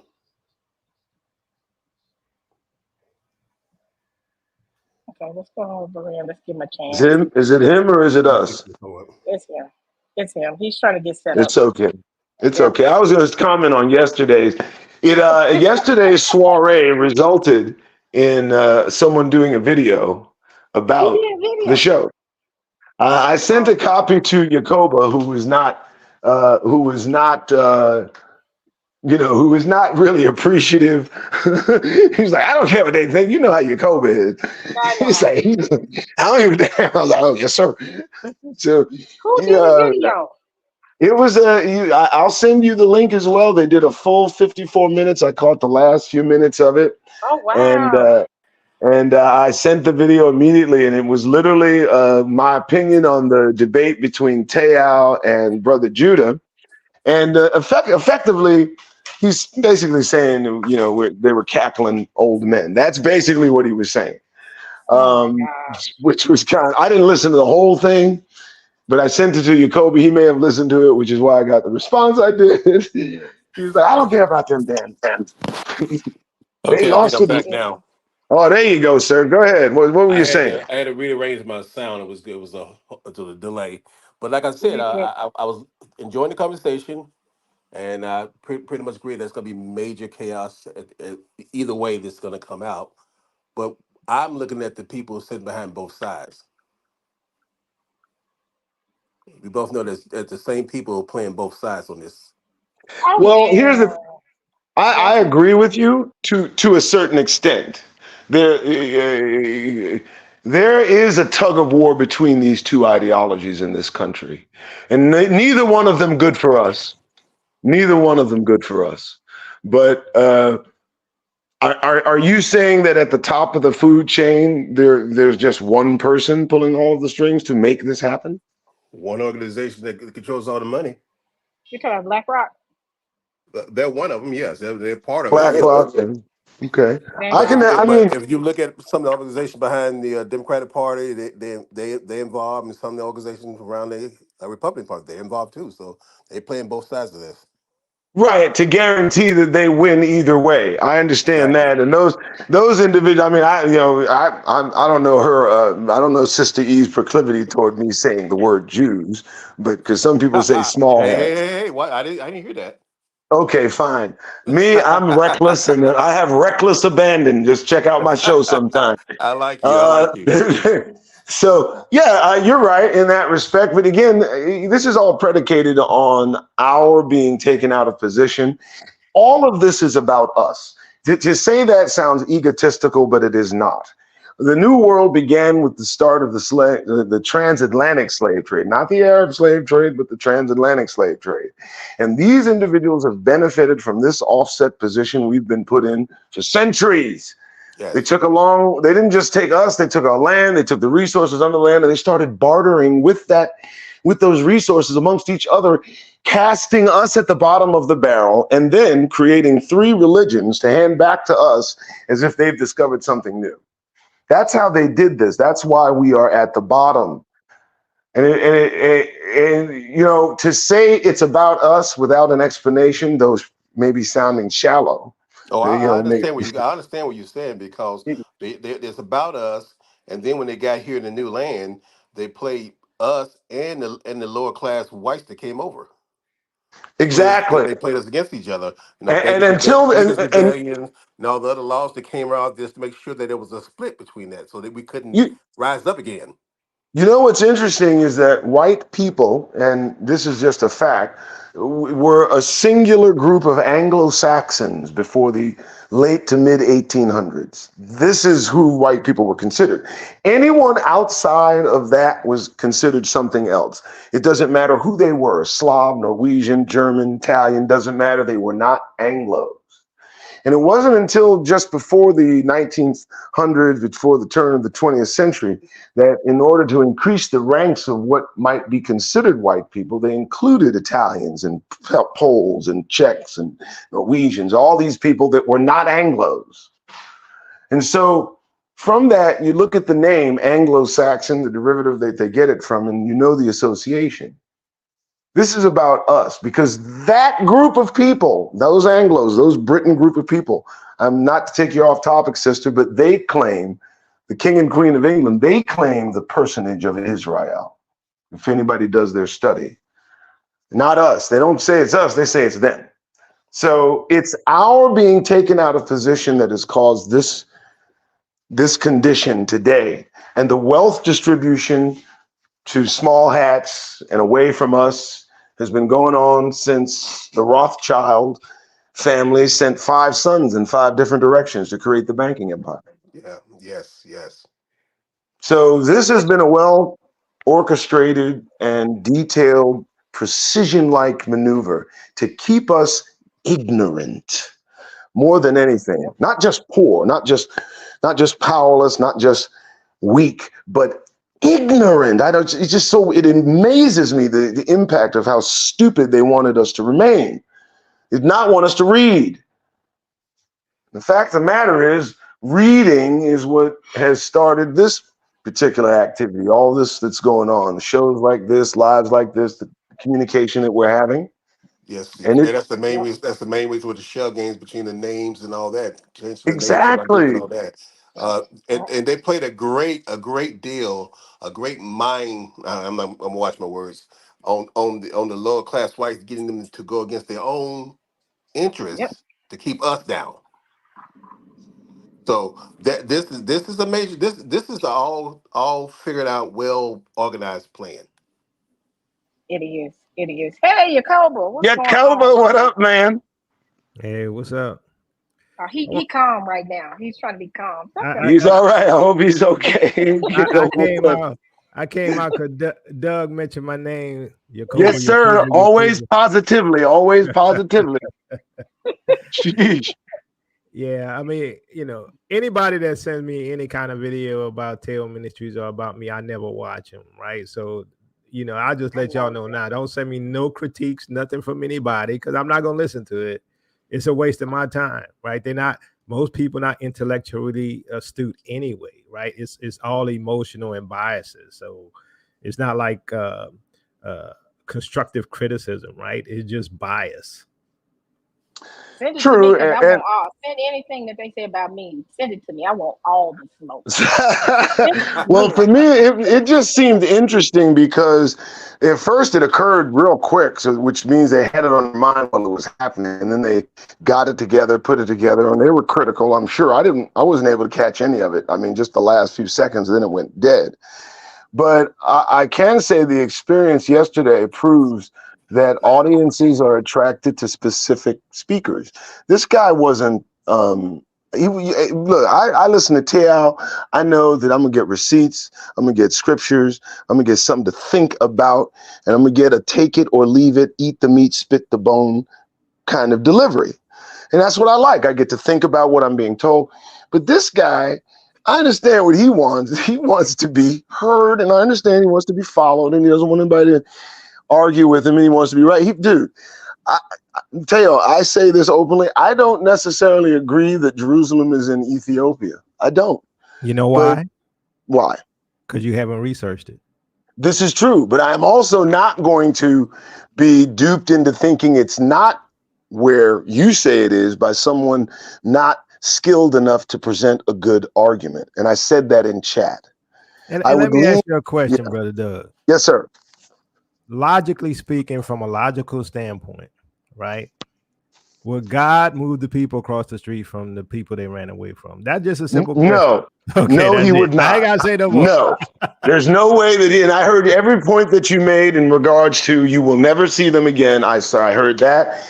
And so, again, I would lean toward your logic and reasoning and lean in your direction. But that guy yesterday did not really have any semblance of collective thought process. I couldn't follow him. Now, that's not to say he didn't make a few good points, because he did. But he didn't. Did he? I mean, he made a few. He made one or two good. He made one or two. He made points that I could think about, but nothing that convinced me. Yeah. The one thing that you said was the reeds versus weeds. So that kind of, that kind of. So he said the weeds instead of the reeds. Right, that kind of locked it up for me. I didn't understand where he was going, dude. Let's stop with the etymology. Weeds and reeds are two different things. Okay, but more importantly, the impacted statement you made was, distance. Yeah, you're not going to walk about. Yeah, exactly. They chased after him once they left. So why would the creator put them right back where they were? Yeah, that made So me. it's not that. So it's not that I don't accept that Jerusalem is in Ethiopia. More than that, I need to kind of do a little bit more study, as you said. I need to piece it together and figure out what happened. It sounds as if you're onto something, but I couldn't make heads or hair of that other guy. So there it is. Boom. Well, Sister E, I want to thank you for hosting it because you did a great job, and I thought everything was handled professionally. Yes, Thank you, thank you. I I think try so too. I try my best. I try my best. I've been in. I guess I've sat in numerous debates and listened to how biases can throw a good conversation off. And watching people do that in the past year have taught me that I have to lay aside my personal biases and let people flow and talk and do their thing. And I tell people, I said, y'all know that me and Yakoba been rocking together since what, before COVID. That's when I really got to know these brothers, him and his brother Teo. So y'all know we've been in the thick of it, good, bad, and different, but we still call each other brother and sister at the end of the day. So they know that we all are, fairly close. But even with that, I wanted to let everybody know that I'm still not gonna be biased in my viewpoint. I'm not gonna let my biases seep into a good conversation. And that was the goal of pulling back and saying, you know what, to make sure that everybody knows that I'm not gonna be biased.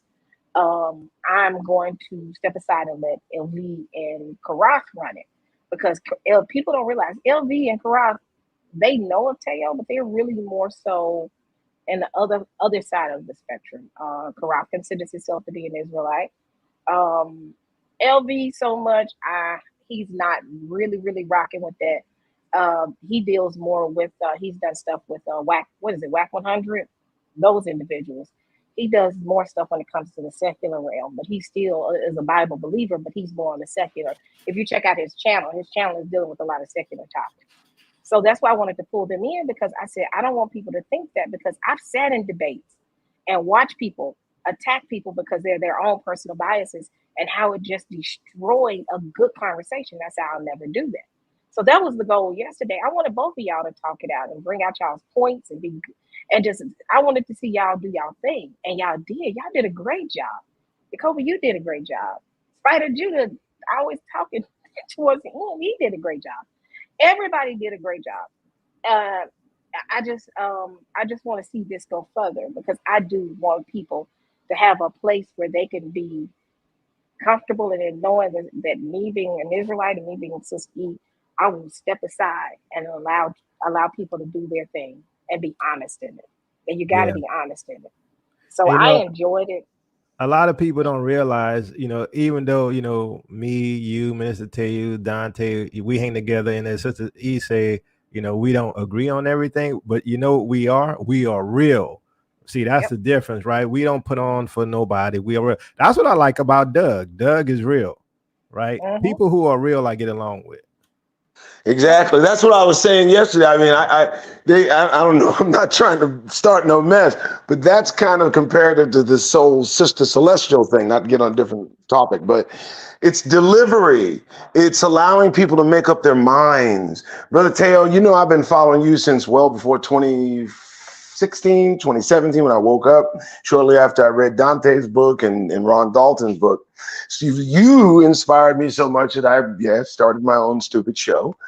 And, when I hear what you say and you lay down the foundation and use logic and reasoning, which is part of the reason I like reading what you present, I can put together what you're talking about. It's not done from ego. You're not trying to acquire a following, even though you have one.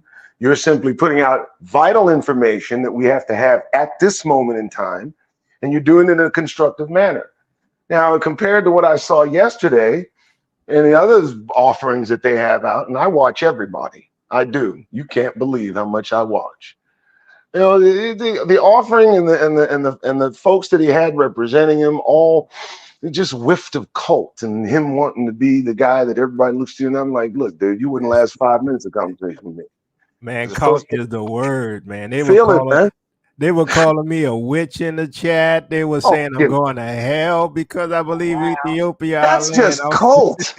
Yeah. That's a cult. I'm like, what are you talking about? We're having this whole thing. Look, I'm anybody listen to me. The dude brought up you using the white man to substantiate, and I jumped in saying, hold up, bruh. He ain't using the white man to substantiate anything. What are you doing? We're talking about this is a serious topic. He was coming from a different place, Jacoba. And his people that he brought with him, they were no help.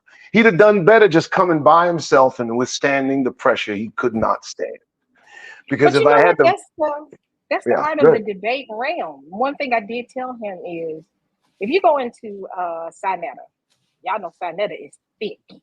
Mm-hmm. But what drives Sinetta's comment section is the audience. The whole thing is the audience. If a debater is coming, the debater is going to bring 200 of his followers with them, and vice versa. And that right there brings about. It brings it brings another set of energy into the conversation. Because that's one thing I did tell him. I said, because his biggest concern was the fact of, Yacoba having such a large following. I said, that's fine. I said, bring your following with you, because then you can have some balance within that comment section. And truth be told, there are some people that follow Yacoba that do not believe that Ethiopia is the promised land. Yeah, I'm one of those people, and I don't know if it's follow as much as I'm into education. Both my parents are teachers. I'm in education, so I more or less say I'm a voluntary student of TL Ministries because they present it in an educational fashion. That's the only thing that draws me to his format, because he's organized. He laid a foundation that I tried to follow, but as a student of TI Ministries, believe me, I'm a pretty independent, real individual. Okay. If I had a difference of opinion, I'd have a difference of opinion. This guy has followers. That dude had followers. You start calling people witches and shit. Excuse my language. I mean, what are you talking about? Let your boy talk. Let him get a little momentum, but they wouldn't. And I'm glad you made me moderator, because I was just booting them. And you was ready to boot. I said, I hold was on. booting them. Yeah, Doug is a good moderator. I would tolerate that. Yeah, I like having fun there. I actually thought Doug was a moderator. When you said they give me, I said, I thought you were a moderator. So No, I wasn't moderator. I wanted to moderate because I saw some of the moderators. They're good and they're deleting comments, but you got to kick a person out once in a while. Just set a tone. Let them know.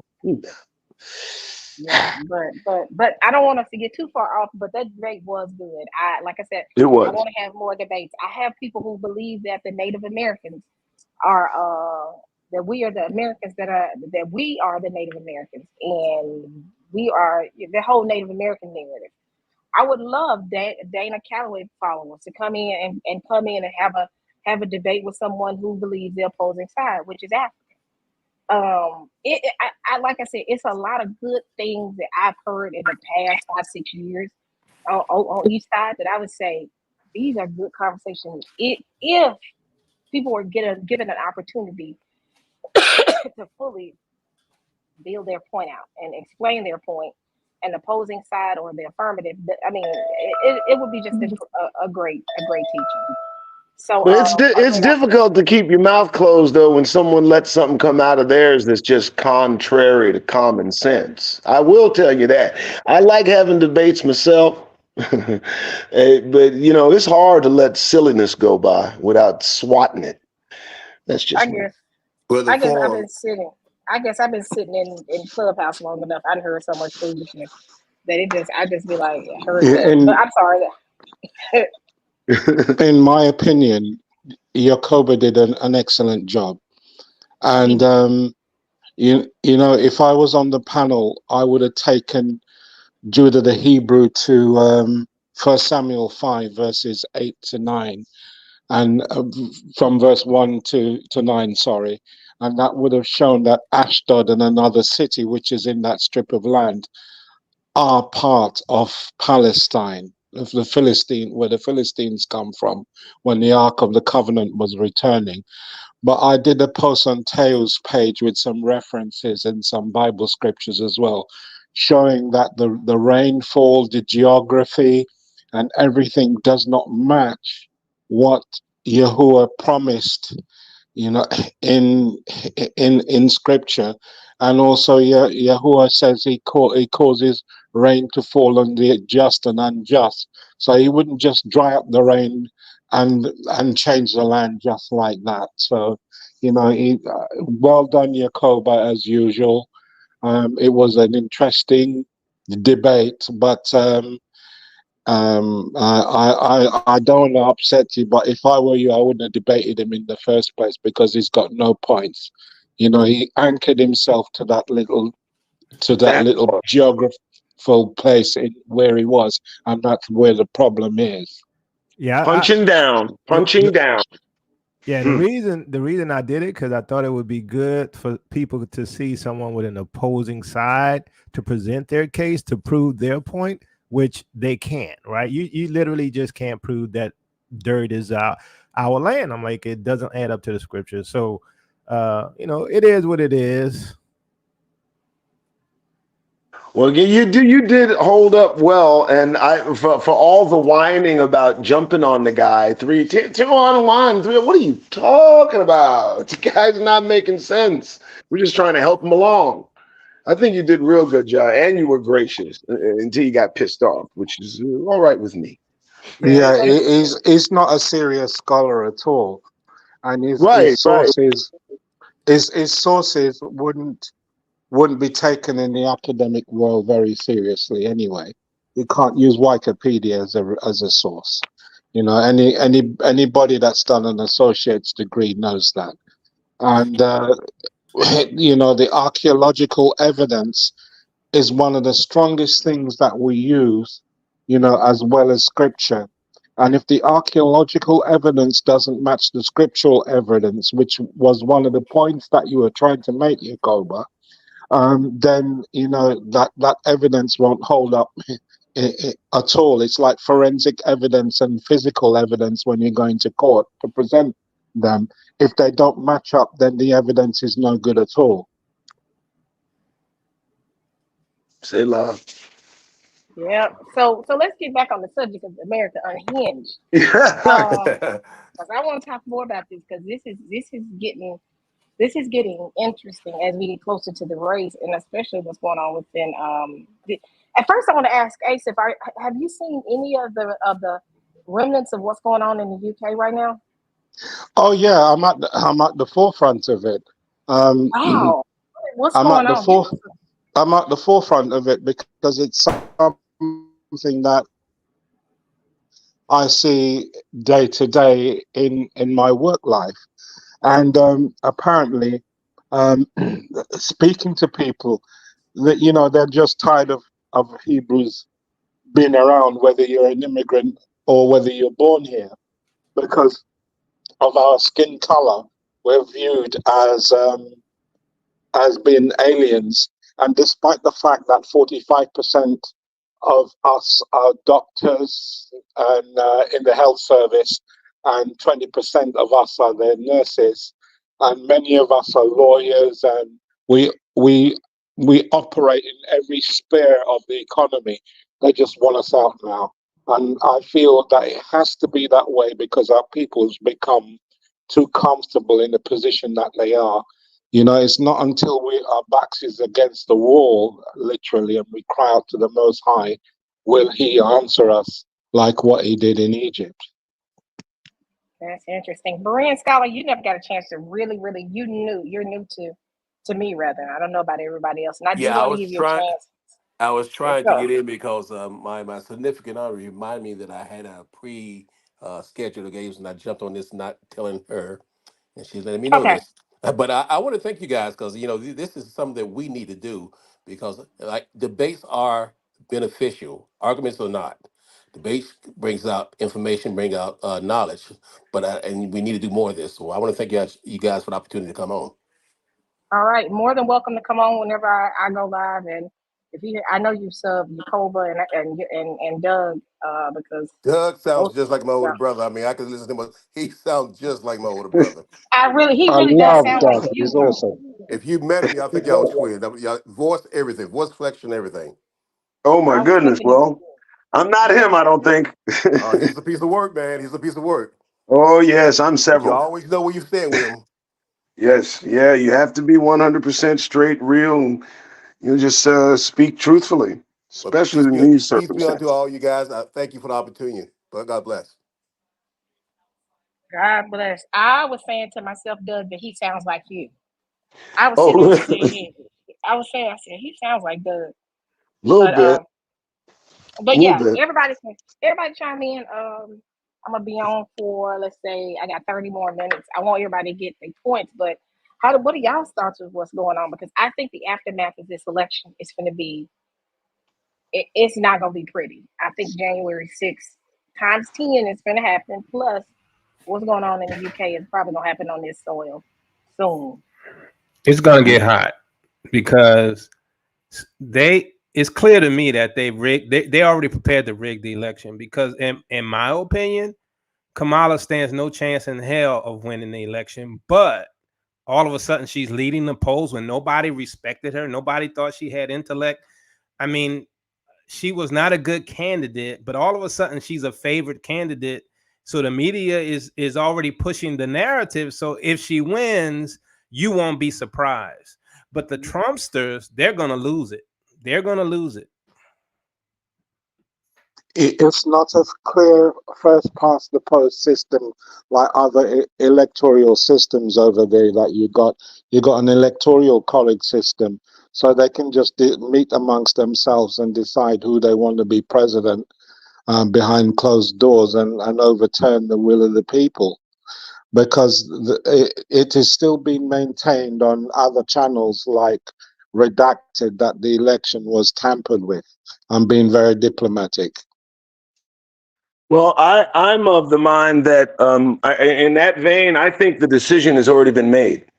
I think whoever's going to be president has already been decided. And right now, the mechanism through which this happens is what they're working out the details. They want to try to navigate this without going through a civil war if possible.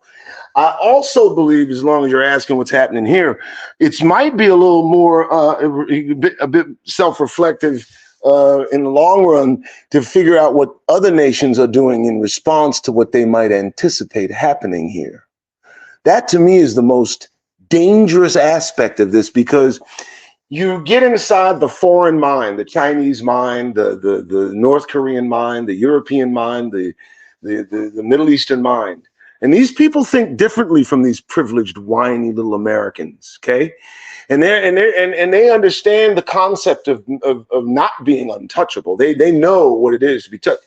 But if these hillbillies lose their minds and start shooting at each other, I'm anticipating a reaction from one of these foreign nations that just needs the United States pushed out of the way for them to move forward. These people may be digging their own graves. As they make plans to shoot at each other, other countries may be making plans to shoot at them. Oh yeah, especially when you look at what's going on with the foreign nations. When you look at Russia, when you look at Iran, when you look at these other countries, they are pretty much like. It's interesting that the what you would consider to be the black sheep of the nation, the table of nations now are the ones that are coming together and building their own conglomerate to come after what we consider to be the European Union, which is NATO. Because that right there is the group that is being targeted by those other indigenous countries. When you look at Russia, when you look at China, when you look at North Korea, when you look at all these other countries that were deemed as being the bad guy or considered to be the villain in the room, are now causing us to see who the true villain is, and they're coming together.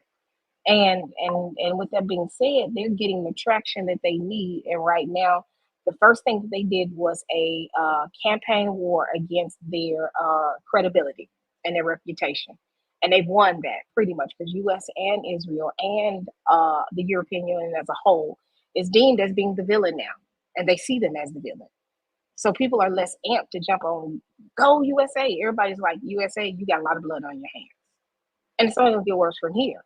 So they pretty much won a campaign war. So if whatever these other countries want to do, it won't have as much impact as it would 20 years ago when they were considered the villain. And I hope that makes sense. On an intellectual level, they've seen the hypocrisy of how the judicial system work in these global north countries at the micro level and at the macro level. You know, it only works against and was designed to work against Hebrews. Yep. That is a Hey, powerful Michael. truth. Yep. Yes. Yeah, they maintain the target on us cleanly, and they've done so for hundreds of years.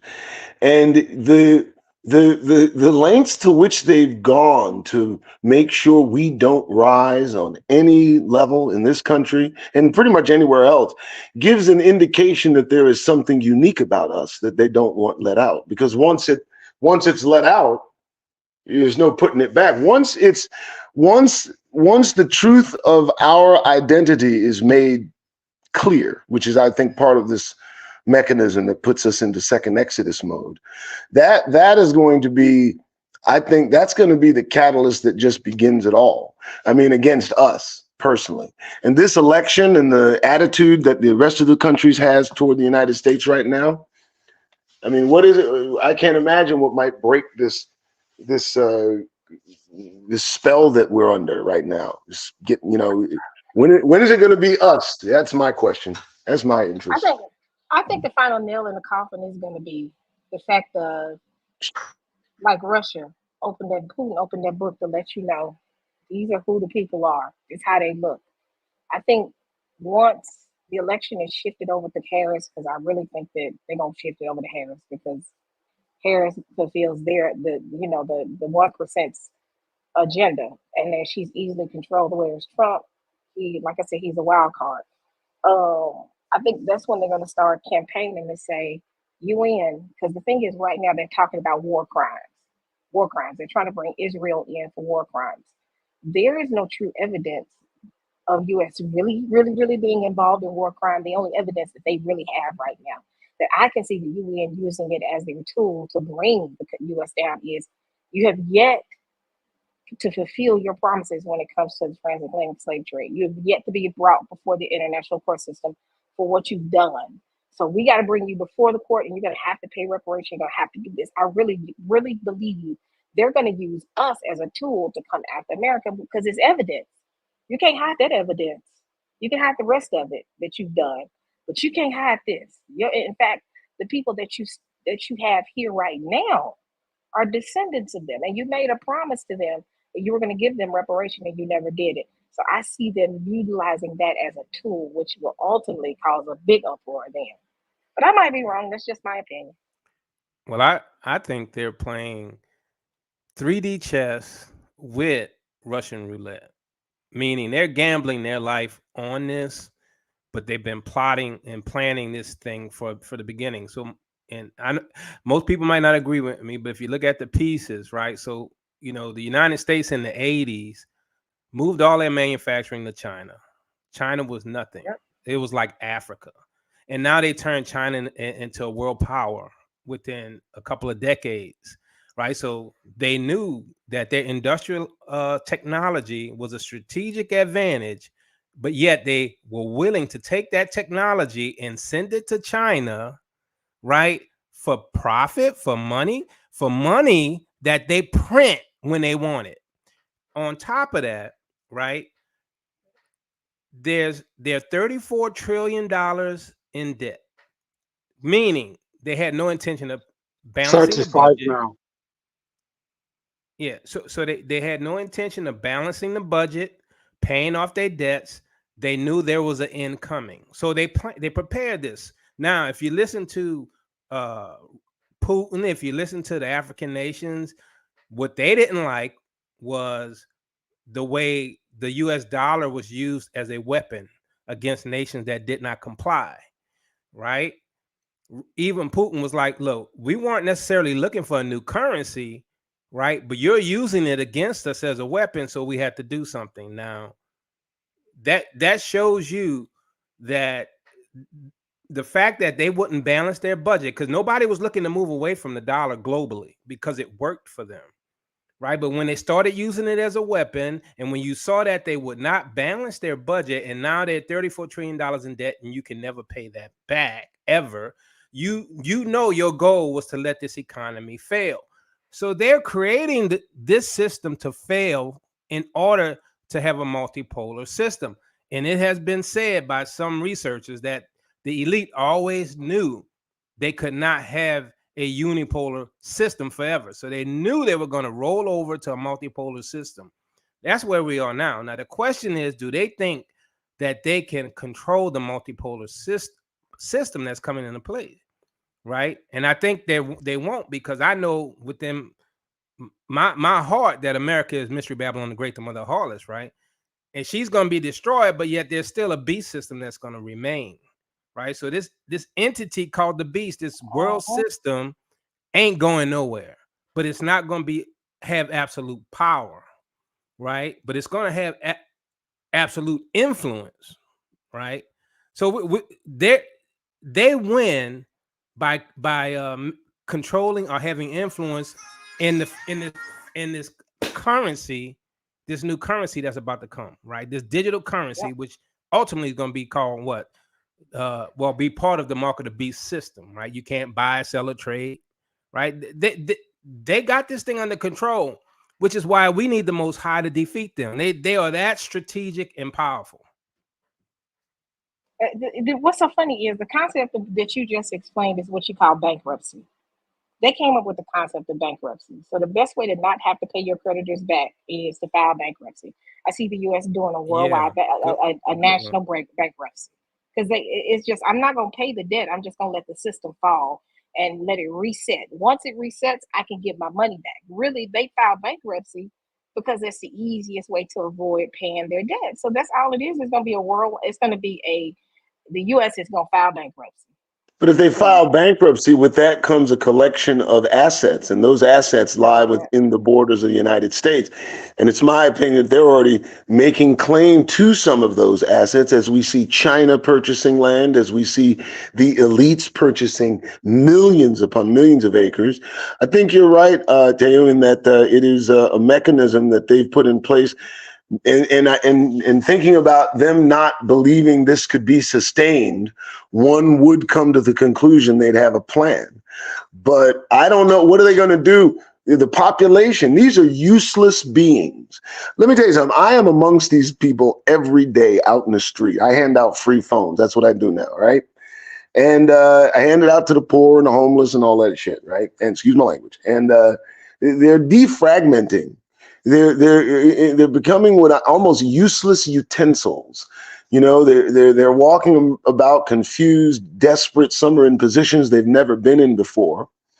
And if this occurs, if this downfall of this country occurs, the only thing that can happen is that the population go into servitude of some type, slavery. So it plays right into biblical prophecy. And I wonder, how seriously do they take scripture? How seriously are they planning on this shit? Excuse my language, sorry. But that's my question.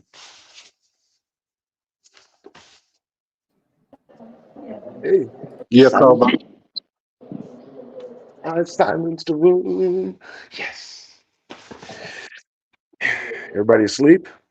Yeah, that's why I'm sitting here. I'm like, Not anybody at got all. anything to add? You know what? I thought Brother Mike. Yeah, I thought Brother Hey, Mike. what's going on? What's up, Mike? Hey, how you doing? You Colby, and you tell you how you Doug and Brother Ass and Sister E. How you been holding up, sis? I'm holding up good. I'm hanging on in there. You know, the thing that got my attention. I mean, well, first and foremost, what we are thinking that's going to happen. It's like common sense that's going to happen. It's logical to see what's going to happen. But other people that may be listening, no. They be thinking that no, it's going to go this way. This is what the political people are saying. But for everyone that's on this channel, Yacoba, Tayu, Brother Asa, Sister E, and whoever is listening, the one that's going to hold weight with is going people that look is going to look like us. It's going to hold weight because, like Doug said with Tayu, Yacoba, they bring scriptures with themselves to defend their position on why they believe what they believe. Now, you're right. It doesn't matter to us whether this woman wins or Trump wins. The same thing is going to happen. The same thing is going to happen. They want this to happen. So now the thing about it that I noticed, now all of a sudden she became black, and it seems like that's a pushing mechanism to get these people upset. Oh no, we can't have a black person as chief and commander. I'm seeing some hatred being brewed. And at the same time, we always said that we are the trendsetters. This is one time we not setting a trend because over there, the brother over in the EU, they riding already. You would think that it would have started in the United States first, but it didn't. But they're at that point where they want something to pop off. It's like they just got a taste for it. That's what I'm feeling and what I'm seeing. But at the same time, like when Yacoba said earlier, when he was, I didn't know nothing about this debate, but then when some of the brothers and sisters in the comment call them witches and things of that nature, I will say this to every last one of anyone that call yourself Israel. The Most High don't lie. He doesn't lie. He told Abraham, those that bless you, I will bless them. Those that curse you, I will curse them. I would say to brothers and sisters, be mindful of how you talk about your brothers and sisters. That is a serious statement, and you can bring a curse upon yourself. Yeah, I know what we are coming out of. We're coming out of a darkness. We are awakening to who we are. But the Most High will not be holding back on judgment because of our loose lips that could sink a ship. I mean, it is what it is. I mean, King David, when Saul got killed, and that army officer, he was I forgot what nation he was from, but he brought the crown, brought the arm strap, and brought it to David as if he did some good. And David was. Say it again, brother. He was an Edomite. He was an Edomite? I did not know that. Take credit. He wasn't Hebrew, because David had him killed. Because David said, you knew that he was a saint, and yet you slew him. David told his young army officers to strike him down and kill him, and he didn't. That's what they did. David took that very seriously. Because David had plenty of times to strike Saul down. He had plenty of time, plenty instances to strike him down, but he didn't, because he viewed the position that the Most High gave people. And if the Most High wanted him deceased, the Most High would have took care of him himself. He don't need flesh and blood to do that. But so, I mean, David took that very seriously. And my thing is this: I think we need to do the same thing. We should not be out here dropping F-bombs and calling brothers and sisters this and that, because it amounts to cursing your brother. Because now, like I said, he told Abraham, I'm going to bless or curse those that bless or curse you. And however we want to take that to heart, that remains to be seen. But this stuff here that's going on, So it's like it can go to the left and it can go to the right. When it's all over said and done, we gonna be right there in the middle, and we gonna have to realize how are we going to move. Now we can go back and tell him, the brother may not agree with Yacoba and KU on their teachings and things. So be it. We have a issue right before our very face, before November. At least that what it appears right now. And do you think that I need to be caught going back and forth with my brother or sister? That's my line of thinking. That is my line of thinking. Now, granted, a brother or a sister going to do what they're going to do. They're going to think what they want to think, and however that goes down that slippery slope, we don't know. But I just look at it like that. Me myself personally, I try to watch my tongue when I speak about brothers and sisters, because I do know certain things can get heated with this awakening. And a lot of us I ain't gonna say a lot of us, some of us can feel the no. The Most High talks to me directly. I heard one sister said that, and that she felt so superior, but people tend to turn away from that type of line of thinking. But it happens. It happens. And it's happening right now. But I'd rather not feed into a whole lot of unnecessary nonsense, because we have an pressing issue right now. And like Teo and Yacobi always said it, it's all about you Negroes. It's because you woke up.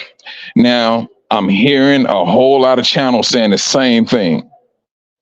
It's about you Negroes because you woke up.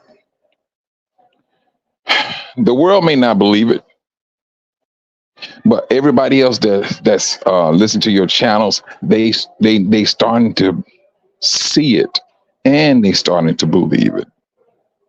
But that's my comment, Sister E. Say, Sister E, I wanted to comment on the debate myself. I didn't get the comment, but I'm not gonna be messy. Wait a minute, is it saying? Okay.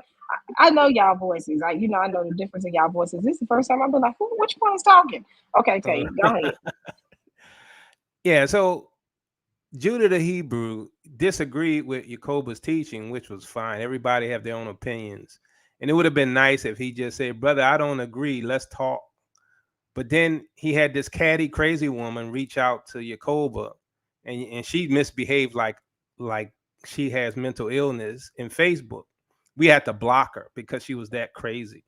And then Judah starts saying stuff like, well, I used to give to them and follow them, and now I have to stop because they apostate. And I'm like, okay, so we apostate because we say that desert land is not the land Yah promised us. Now, tell you, I don't mean to cut you off, brother, but let me hold on just for a moment. Hold on just for a moment. See, Sister E, this is the dumb stuff that I'm talking about. What he just said. The brother said, I used to give to them, now I had to start. That right there was a blow to all the other listeners, even for Teu and Yacoba. You know what I'm saying? Yeah, that's sabotage. That's sabotage. Exactly. That's what I'm talking about. Wait a minute, That's the type of dumb stuff I don't get down with. Yeah, you don't do that. You don't. I don't do that. You don't understand the definition of apostate. People use that word loosely.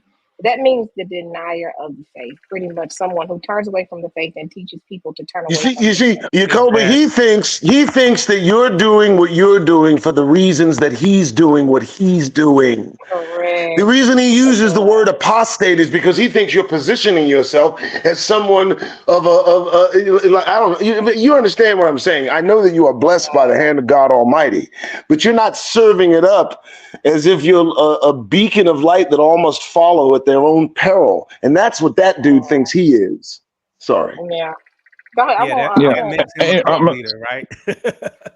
You're right, and I'm sorry, bro, but I mean, I did not want that to pass by without Sister E's listeners to hear this. When people come that way, you need to question that leader now, because what is your motive of saying what you're saying about an Israelite brother? You may not see and understand that same thing that he see, but he's claiming one thing: Israel. That's Right, all you need to know. and that's the thing, I'm sorry. that's the point I'm making.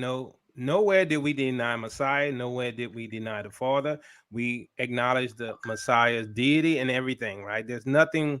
Now, who knows what he believes, right? But to use such harsh words over over a disagreement on where the land is, right? When clearly, the scriptures, the promised land had brooks, streams, rivers.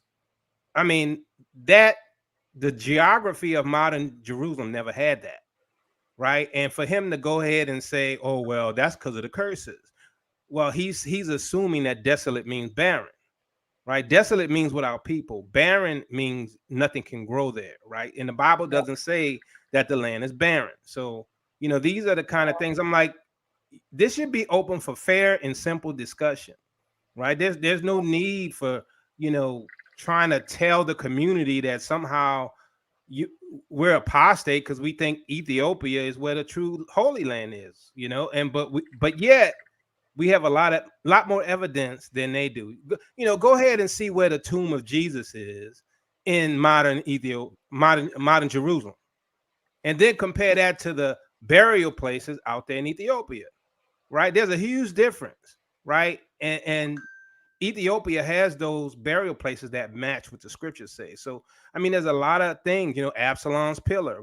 There's no such thing similar to that in modern Jerusalem, but yet Ethiopia has the exact same thing, pillars that represent the kings, right? So, it's not without reason and not without justification that we believe that there's no way the desert land can be our land, because the Arabian Peninsula was always a desert, and really modern Jerusalem is part of the Arabian Peninsula for the most part, and that's why you can't grow anything there. That's why the modern Jews have to use modern technology to grow things, right? So, I mean, the Most High promised that land to us, and he said he's going to bring us back to that land and keep us there, and we're going to prosper. Well, how are we going to prosper? Are we going to use technology? Are we going to do like the fake Jews and use technology to make things grow?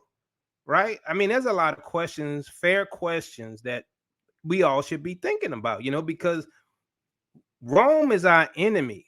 They've been working against us from the beginning. And as Jacoba has always said, it's about, and as Brother Mike said, it's about us. All these events are about us. Believe it or not, even the war in Ukraine is about us, right? They're trying to remove Russia, which is the only defense against the beast, or Mystery Babylon the Great, the Mother of Harlots. The only defense against her would be a nation like Russia, right? And Russia is the only one that never colonized Africa. And so this is why our brothers in Africa are trying to make alliances with Russia, because Russia never conquered them, right? But yet Russia can defend them against this monstrous beast system that claims to have nukes and high technology and AI, right? So, I mean, this is, we got to think about these things. We can't assume and accept what the Gentiles told us as facts, right? Well, I mean, you give a lot to think about regarding that, and putting it in that kind of order. You absolutely. Tell me this, because if we're on the subject, how did modern day Jerusalem come about? By the Catholics, right? Constantine and them. I mean, I don't think we know anything about that location being Jerusalem until right around the 3rd century AD, right? Do we have evidence in the pre in BC that indicates that land was still considered Jerusalem? I haven't seen any references prior to the Constantine. So, I mean, that's my opinion as far as why we believe what we believe about that land, right? But Constantine, Yeah. I'm sorry. Go ahead, Sister. No, finish what you were saying, because the only thing I was going to bring out was the fact of when they were trying to search for lands after the incident with the Holocaust, the lands that they were looking for, that was the promised land. Why were they doing a search for a land? Because they looked at Uganda. I heard they There was you looking at go. parts There of you Texas. go. Look, good point. Excellent point. They were looking for a new homeland, but you mean to tell me Palestine wasn't your first thought? Why in They the world actually you would? Yeah, they go ahead. considered Texas. I heard they Texas, considered. Yes. Uganda, and I think Kenya, Yeah. right? But then who was going to believe a bunch of white people in the middle of black folks in Africa? Right, so they have to go and pick something that they can play off, like Palestine. Oh well, yeah, some of us been over there for a long time, so we could get away with that. Yeah, in the 1700s, Napoleon offered them Palestine, and they didn't take it until 138 to 150 years later. So why? What's the reason behind that? I think it's timing. I think the mechanism was the realization that the enslaved Hebrews were going to be released and eventually learn how to read. And they, at that point, were up against the clock to get in position to be who they claim to be. I'm just curious. I know Jerusalem, current modern day Jerusalem. What about Jesus walking on the Sea of Galilee? Where is that? That's in my opinion, Lake Tana. Now, Yacoba could tell me if he believed different, but so I think Yacoba did a teaching on that, and there was what's that that shore, Yacoba, with the mountains, and it was with an M, and it's in basically they took a boat. Jesus Mountains. No, when in the scriptures where Jesus took a boat along the shores of Galilee and landed in the town of Magdala, right? So there's a Magdala at the end of Lake Tana, and according to the way the scriptures describe that, you can see if you go look at the Lake Tana, you can see that story happen along the shores, right over to the mountainside to where Magdala is. There's literally a Magdala in Ethiopia, and the Lake Tana fits the imagery, right? So there's a lot of things pieces that fit, right, that don't fit with the desert land, right? Another question. What about Jerusalem being downtrodden to the end of the Gentiles? The people will be trodden. That's how I took it. I took that as the people, not literally the land. Right. I took that as the people. Okay. Yeah, so in essence, you're saying that the Europeans, these Edomites, whoever we're talking to, Romans, they did more in an effort to obscure the reality of what was, reposition Jerusalem and allowed that lie to take hold while they fought to get back there. But Jerusalem is actually in Ethiopia. Is that safe to say what you're saying? The goal is to keep us from returning home, because when we return home, we rule. That makes sense. Yeah. Boom. And That makes sense to me. Also, if you look at that scripture in Luke 21, it says, "And they shall fall by the edge of the sword and be led away captive." Right? Context-wise, it's the people, and then it says, "Jerusalem shall be trodden down of the Gentiles till the time be fulfilled." So, context-wise, it's the people that is in reference there, and not the land. Yeah. And then it stands to reason that your sound reasoning is that they would try to just confuse as much as they possibly could, and that would seem a move that these Edomites might make. So I can agree with you. You know good and well they have it's a trade for them. A lie, tell a lie is a trade. They good at lying, bro. And I'm gonna say this, Sister Shauna and Steve, y'all want to talk? Step in. Well, I mean, right quick. I mean, in my opinion, it's a battle between Yah's people, Yah's chosen people, and Satan's chosen people, and who gets to rule this planet. That's what it's about. That's what we at. Yeah, I Y'all add one better thing. jump Jacoba in. said this is Y'all like better double jump. dutch if I don't get in. Yeah, Jacoba you don't get said in. this is double They gonna dutch, so if take I it. don't get in, I ain't gonna get in. Was that Tay who said that? I thought it was Jacoba. How y'all doing? It was me. Yeah, you two sound exactly the same to me. I thought that was Jacoba. I'm pretty sure I know. It was Jacoba. Jacoba. It's just Jacoba Y'all had the can't last tell their statement. Yeah. voices. Y'all can't tell the difference in their voices. Heck I no. can. Oh Say no, something, I Jacob. can't tell. Y'all can't That's say. See, because you're Listen, Jacoba. sister, eat my sister. Now she know how we sound. She could tell a distinction in our voices. I can, and I guess because I See, sing too. Well, I people used to used sing, to so I say, can. people see, used to say Yacoba had mental illness talking to himself. that's messed. That is too funny. Now, at first, I couldn't, but if you can tell, Teo's voice has a little bit more of a deeper pitch. It does. It had a So, higher pitch earlier, though. I listened to some of his yeah, older videos, and his voice was higher. yeah, you Weird. can tell the pitch difference. I Yeah. think because because I in being in music, you can tell a slight difference in anything, and I can tell that there's a slight pitch difference in Yeah, It's Teo's Yacoba sorcery. has a It's very sorcery. voice. You're a witch, Jacoba. Okay, You so divided yourself. I, You're I a want witch. God, I'm sorry. I want to say something real quick while I got a chance to jump in this double dutch. I came on. I've been listening, all morning, and I just wanted to give a shout out to Brother Michael because I jumped in because of what you said. I listened to you a couple weeks ago when you were on Covenant Awaken. Shout out to Brother Karras. And Brother Karras was not feeling well that day. And you came in, and for like 2 hours, you just began to minister. And I was listening in the background. And I just want to tell you that your words are powerful. You have no idea how much you have impacted my household by those words that you said 2 weeks ago. I believe it was 2 weeks ago. And what you said today. I didn't get a chance to listen to the debate because I had my own live yesterday around the same time.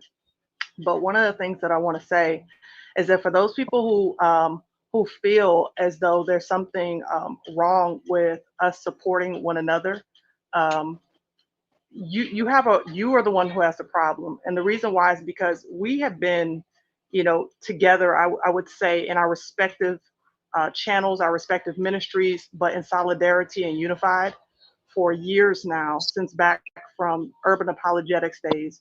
And one of the reasons why is because when Yahuwah woke us up, there wasn't many like us, in the sense that there wasn't many people who were born again and accepted their Israelite heritage. We weren't camps, we weren't preaching hatred of the white man. We understood the most important thing was for us to know and wake up to who we are, at the same time speaking the truth to what the white man and all nations have done to us. So the bigger issue, even beyond that, is what Michael said, because the truth is that we must be a unified front. We have to be a unified front in this day and age because, as we always say, we ain't got nobody else. We don't have anybody else. Everybody else has aligned themselves, according to Psalm 83, to be against us. And so if we as brothers and sisters, as ministry leaders, influencers, content creators, whatever you want to call us, if we're not cooperating with one another and we're not unifying with one another, then we're not representing the call of the Messiah upon us, which is that we would express the way that we love one another. So I didn't see the debate, but I stood with with Teo Ministries, with Yacoba Teo, with Sister E, with Karis, Copeland. I've still with Benea, Lorben, Ron Dalton, Dante Fortson, Sister Halda. It's a lot of us who is brought together for such a time as this.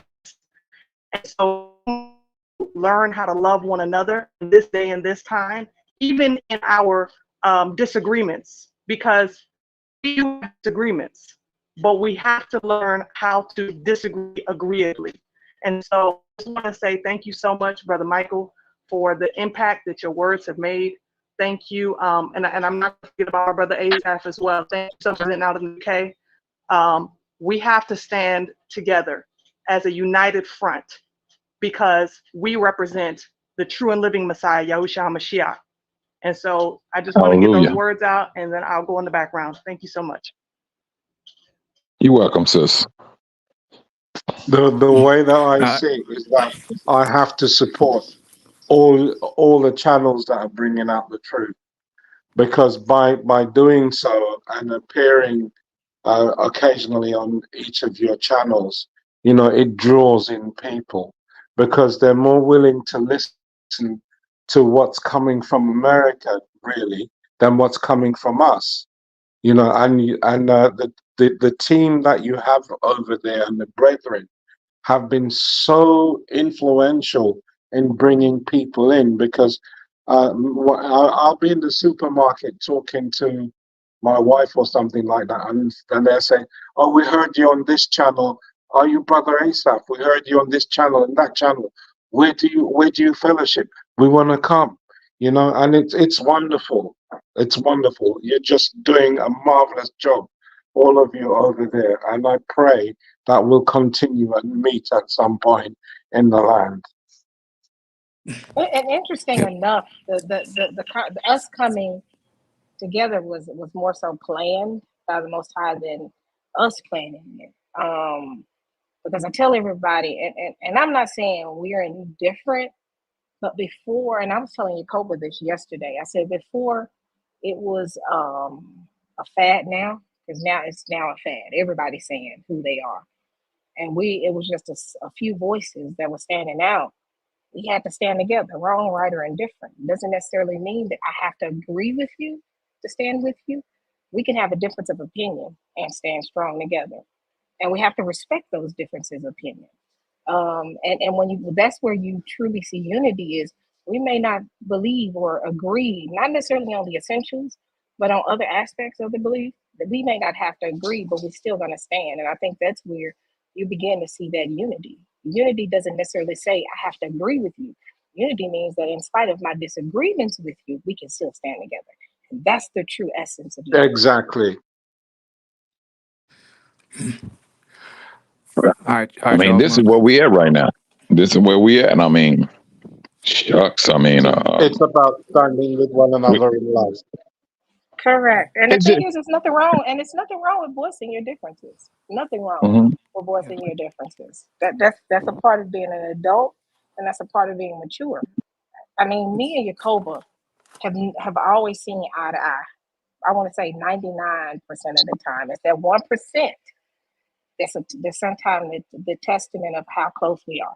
I can disagree with Yakoba and walk away and say that's still my brother. I can disagree with Doug and say that's my brother. I can disagree with Teo and Shonda and still consider them my brother and my sister. Ace, if everybody up here, I can disagree with everybody and voice that. But the maturity lies within that's my sister's voice. Let's figure out why she doesn't agree. And even with that, let's walk in unity. And I think that's where they find that level of dissension amongst us.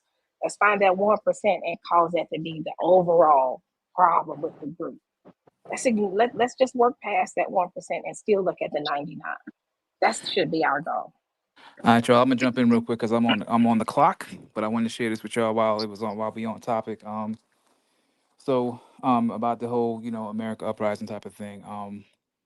As the panel's mentioning, about us being unified, it's absolutely critical, and unfortunately, we're going to be forced to be unified because of pressure, and that's just what it is. But um, my my wife had a very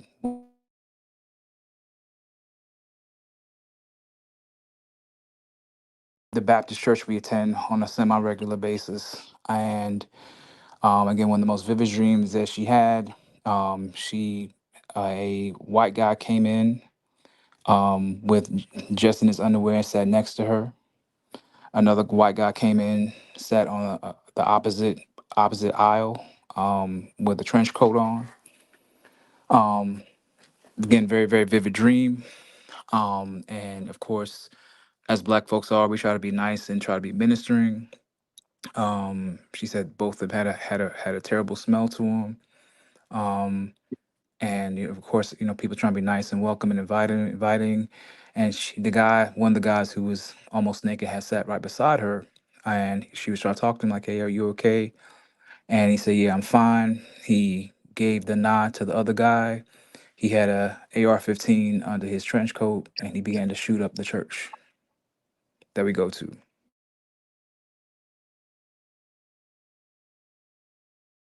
Like, this political situation that's going on.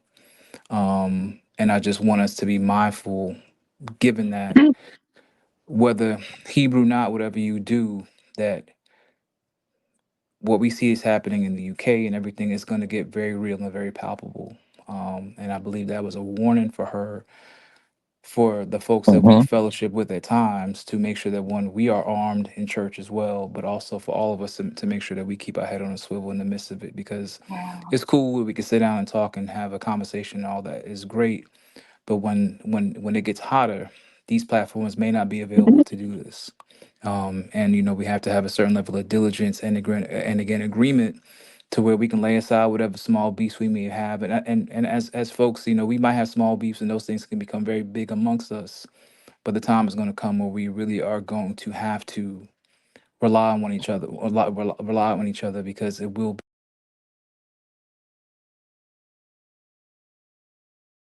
Steve, you're going in and out. You know what? That's what I was saying earlier. When Can you I hear me was now? talking about. Go ahead, brother. I'm sorry. No, Yeah, can go Yeah, ahead. you? we hear you. Where did y'all miss me at? Or did y'all miss anything I said? Or The last part you said was we got to learn how to lay aside. I think you were going into yeah, just lay that. aside whatever issues or beasts we have, because ultimately the time is going to come where we're going to be forced to lean on each other. And just I just want to share that. So Brother Steve, I think that time is right now. I no, it is. I mean seriously, that. Yeah, yeah, I think we are late to the party. yeah. I'm just saying Truthfully. that dream that was this morning. That was like Yeah. like 6 hours, 7 hours ago. So I'm just telling y'all, in line of the divine timing. Like this is what we're dealing Yeah. with in our own home. So just sharing it. So I What I agree. was looking I at, do Steve, what you agree. said. You was talking about those two Gentiles, one half naked, one had a long coat on. It's the same thing. We talking about two people that's running for commander in chief of one country, and no matter who wins, there's still trouble it's trouble right in the middle of the road.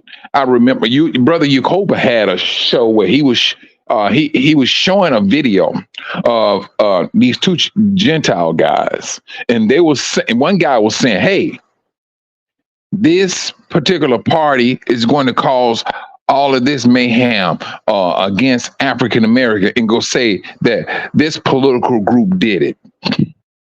But African Americans won't know who really truly did it. Anybody can say, "Oh, we didn't do it," or "No, we didn't do it." Both sides can say we didn't do it, but we stuck in the middle.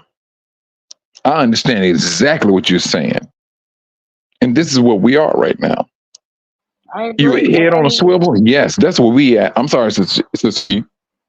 no, I'm agreeing with what y'all saying. I agree. Go ahead, continue on, Michael. No, that was it, sis. I mean, um, it's mm, it's hot. It's not getting. It's hot now. It's hot, and we got caught up in their system. Yacoba probably understand his brother. The we made a living. We wanted things better for our kids, and we moved into certain neighborhoods. This is what we did, and now we come to see. It seems like I need to go back to some people where I'm used to, people I can get, that's going to understand what's going on, and at the same time, especially in Chicago, it will leave you kind of speechless, because you be saying to yourself, Negroes, do you all know what's going on, and y'all still right here killing one another? Do you understand the gravity of what's going on? And for whoever, Sister Shonda, Doug Rice, Sister E, your platform, Brother Yacob, and tell you,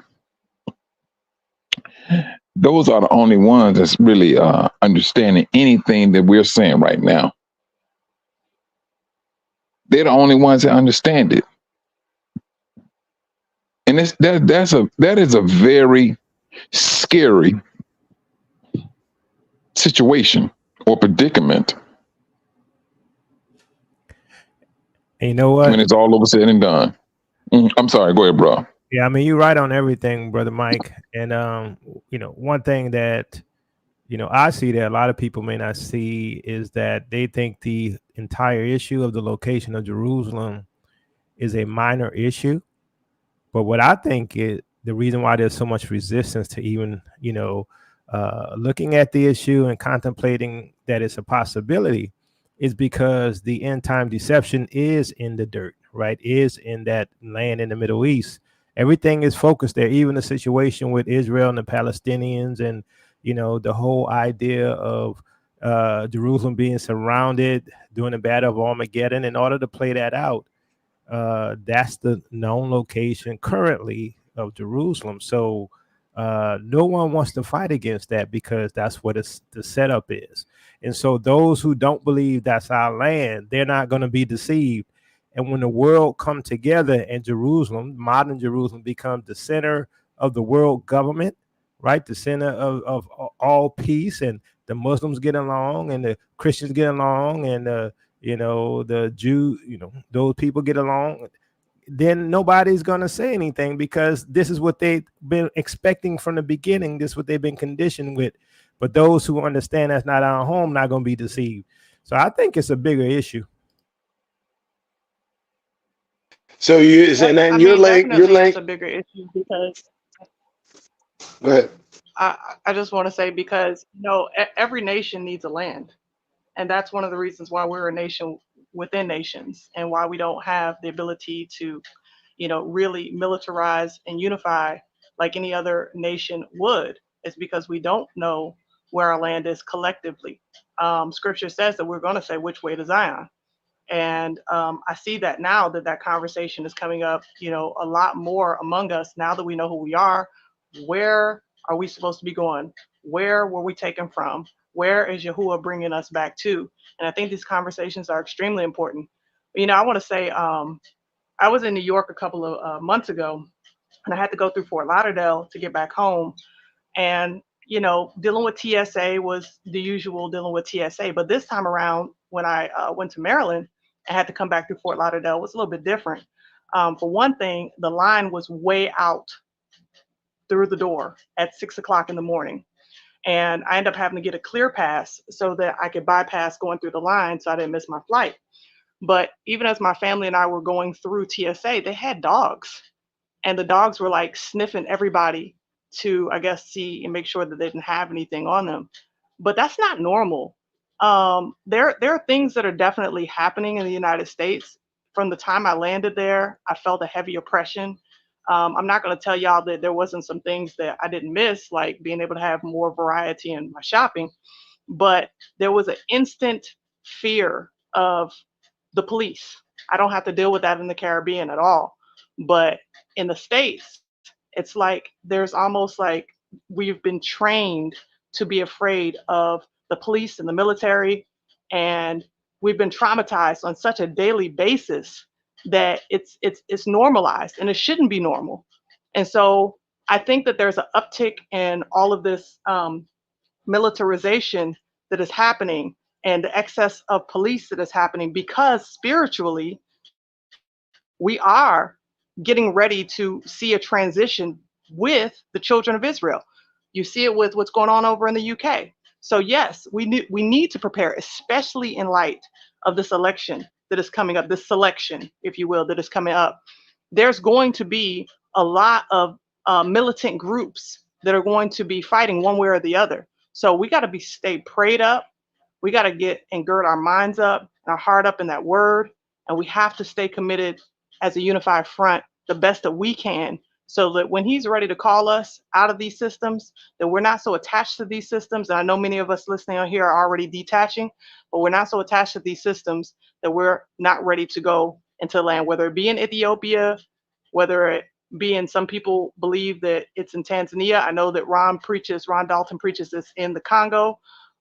So there's a lot of different thought processes around where our land is, but regardless, the Most High will make it clear, and we just need to be prepared to go when he calls us to leave.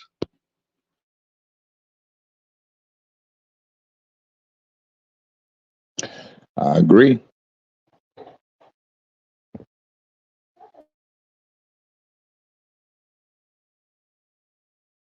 I definitely agree, y'all. I think this is very, very, very much so an interesting time. Very much the things that we're seeing is not necessarily to make us afraid, make us alert. Somebody brought up Grand Central Station in New York, seeing dogs. Yeah, it's true. You see dogs, you see the military in Grand Central Station every day. You see them all over the subway systems every day. Not all of them, but some of them. Key places, key subway systems, you see it, and you feel it, and you feel the weight and the heaviness. But that weight and that heaviness is really the judgment that's falling upon them and not necessarily us. We're seeing, he says, he said, we'll see those things. We will see those things in the last day. We will. And at the end of it, that's when we're going to get up out of here, because that's when he's going to say, okay, I'm going to give you your riches and you can get up out. We're going to witness everything that's going on. And what's so interesting about that scripture when I first read it, it says that you're going to see it. He didn't say be judged. He said you're going to see it in those last days. And that's why I lay on that. It's not going to be a judgment for us. We're going to see it, and it's going to scare the crap out of us. But understand that the judgment is not on us; it's on them. Now, any of us that decide to jump in the hot seat with them, yes, you're going to fall up under the sword. But the sword is not meant for us in these last days. And I got to go in a minute, y'all, because I got to run some errands. Y'all hear me? Oh Yeah, yeah, we we hear got you, sister. we At got least I do. yeah, I hear you. I mean, it is what it is, and it's happening. And the thing about it, Sister E, for people of color or Negroes, we got to get used to listening to our brothers and sisters. The world had us. If it ain't said by a Gentile, it ain't right. And we literally have to erase that out of our heads. And it takes time, because I never will forget when I woke up, you talking about frustration. I had a difficult time of saying Yahushua instead of Jesus. That's just me personally. And I had this other brother. He went through the same thing, and we came up in the same religion. And he was adamant that he wanted to call on his real name. So what we may think is small can be very great, because you're trying your best to step out of a system where they lied to you, taught you, and embedded into you. And you're trying to clear all of that out. It's a frustrating situation, and I think this is where we're at. Did not Yahusha said that a prophet is he's not even respecting this in his own hometown, that is. And I'm looking at it right now. You can have brothers and sisters sit up here and speak truth, word for word, from a scriptural standpoint. And you still have individuals that hold on to Easter or whatever the scriptures may hold and do not hold. These are the things that they're holding on to, that we talk about, we reason about, and unfortunately, our family, it seems they're believing the lie, and they know it's a lie, and that's the thing that can it can weigh you down, your heart, because this is your family, this is your blood. But when brothers and sisters speak truth and they hold on to the truth, there's a measure of hurt that's going to go with what you believe from a biblical standpoint. and you go hold on to it. And a lot of our families is just not going to do that. They just not going to do it. And we at that particular time, I mean, not only with our families, we talking about the political sector. It's like we getting hit in so many directions. And if we do not believe in the Most High, there is no way none of us will be alive to this very day. There's a higher power that is taking control of each and every last one of us, even the ones that may not agree with Tayu or Brother Doug or Sister Shonda for that matter. But yet and still, they say, you know what, she is real. I'm gonna respect her. I don't agree with this here. That can be put on the back burner. But if my sister's in trouble, it is a necessity that I be first and foremost there to help her out. That's the mentality that we should be maintaining right now to this very day. And give it back to you, Sister E. Thank you. Thank you. It goes and it goes deeper, you know, and I understand your point, and it goes deeper than, you know, the concept of the belief system of who we are and the holidays and all that. I understand your point on that, and I agree with the majority of what you say. Just about, I think where I'm going to add to it is going to be because I really believe that all of us gonna have to make a decision, and not even make a decision. It's gonna be within our own. We won't be able to make the decision. That's what I'm getting ready to say. We're gonna have to do it anyway, and he's gonna put us in that position. Because think about it, when people came out of Egypt, they were still practicing some of the things. That's why the Most High had to lay those laws down and say, you can't do this, you can't do that, you can't do this, you can't do that. Because coming out of Egypt, they had Egyptian ways. It's the same thing he's going to have to do. That's why he's going to take this heart and change it.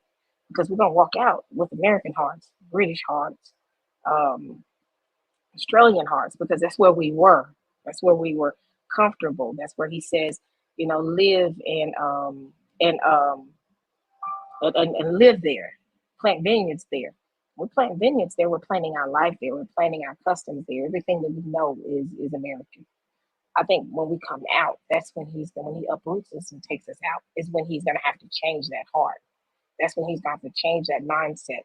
That's when he's going to have to change us, because the change doesn't happen over here. The change happens over there, wherever he plants us. So the biggest thing is when he tells us to leave, we're going to all have to get up out. Whenever he says, bye, get out, you don't have to go beyond without even a second's notice. We ain't gonna be able to make a decision on it. But when we move, we're gonna make a unified move, and that's where he's gonna say, I'm gonna bring you over here. When you read Ezekiel, that's when he says he's gonna change us. He's gonna have to bring those two sticks together. When he bring those two sticks together, that's when we're gonna see the difference. The difference won't happen over here. You say change. You talk about change. I was thinking as you were talking, and first and foremost, everyone should understand that the road from here to the promised land is not going to be easy. We already know that. And ready to go on a moment's notice isn't even the half of it. Ready to be, you know, just stalwart about turning your back on the system at the right moment, looking absolutely insane to your friends and family, and everything that happens after that. And the road that leads to where we're all trying to go will change us all. Correct. We're not going to be the same people that we are at this moment. You won't even recognize the people that we interact with right now because of what we'll need to endure as we move through this transition. And my only hope is that each of us remembers these moments. The reason we need to remember these moments, because we all understand what connects us, and what connects us is these systems that they control.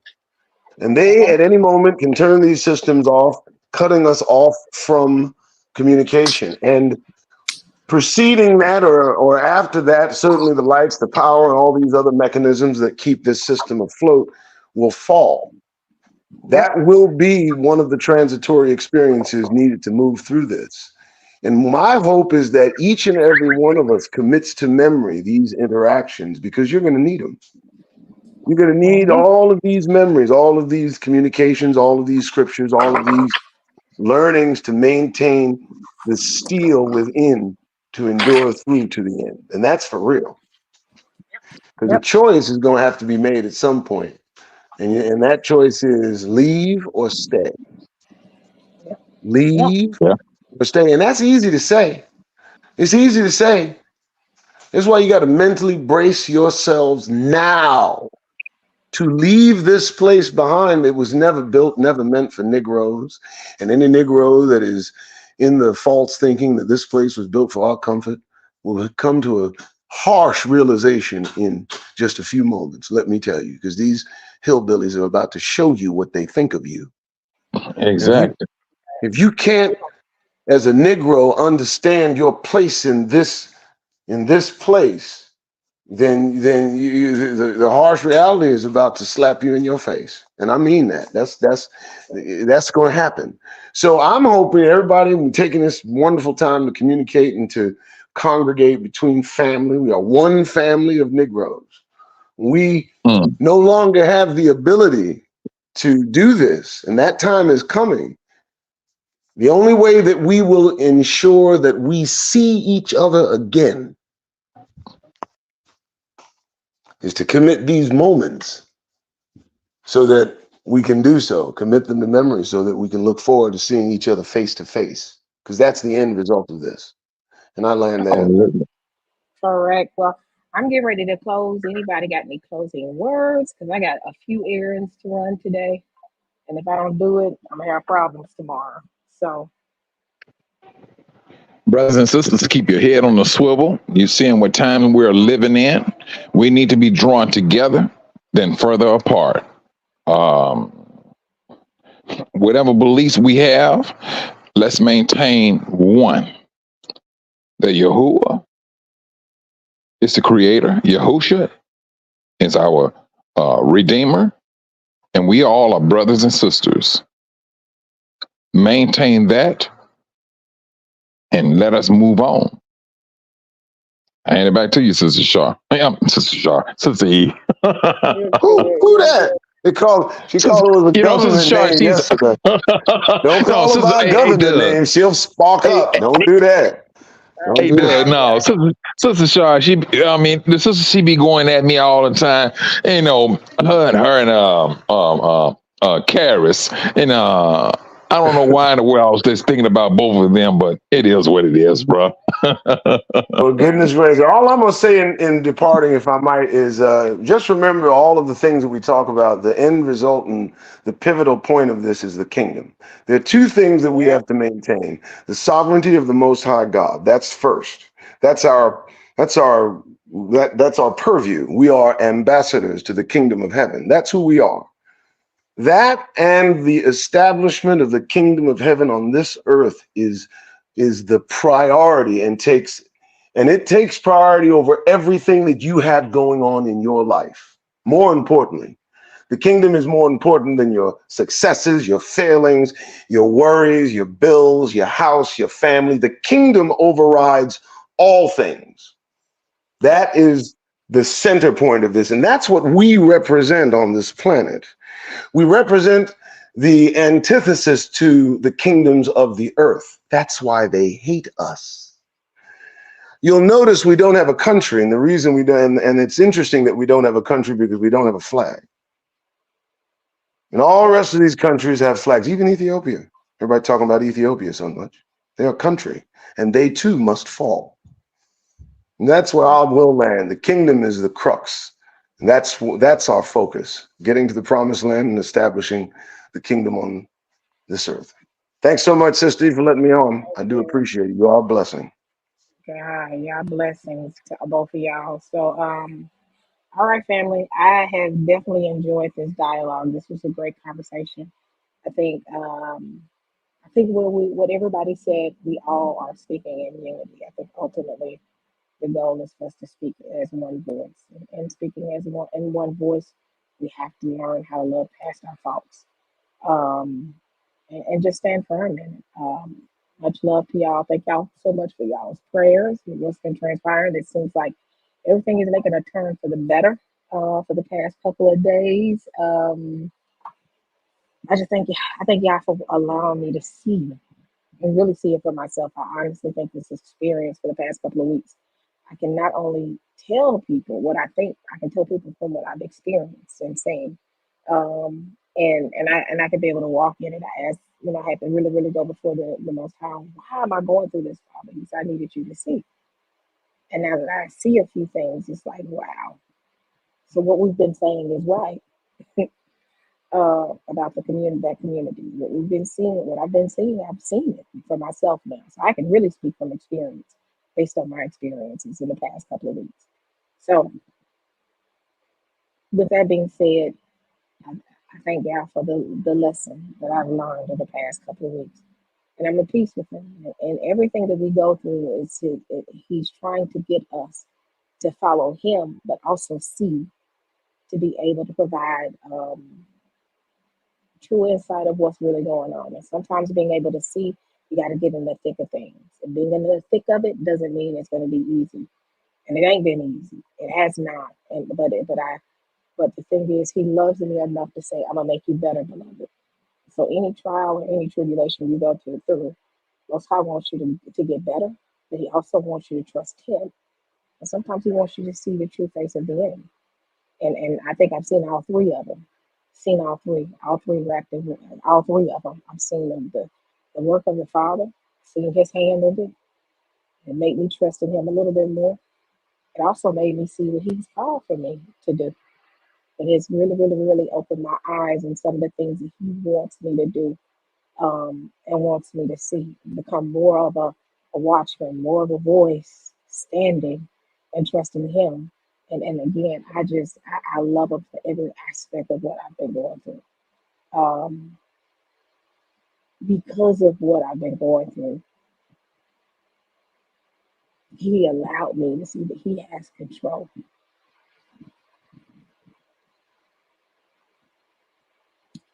Ooh, yeah, I got a little emotional, not in a bad way, but in a good way. Y'all,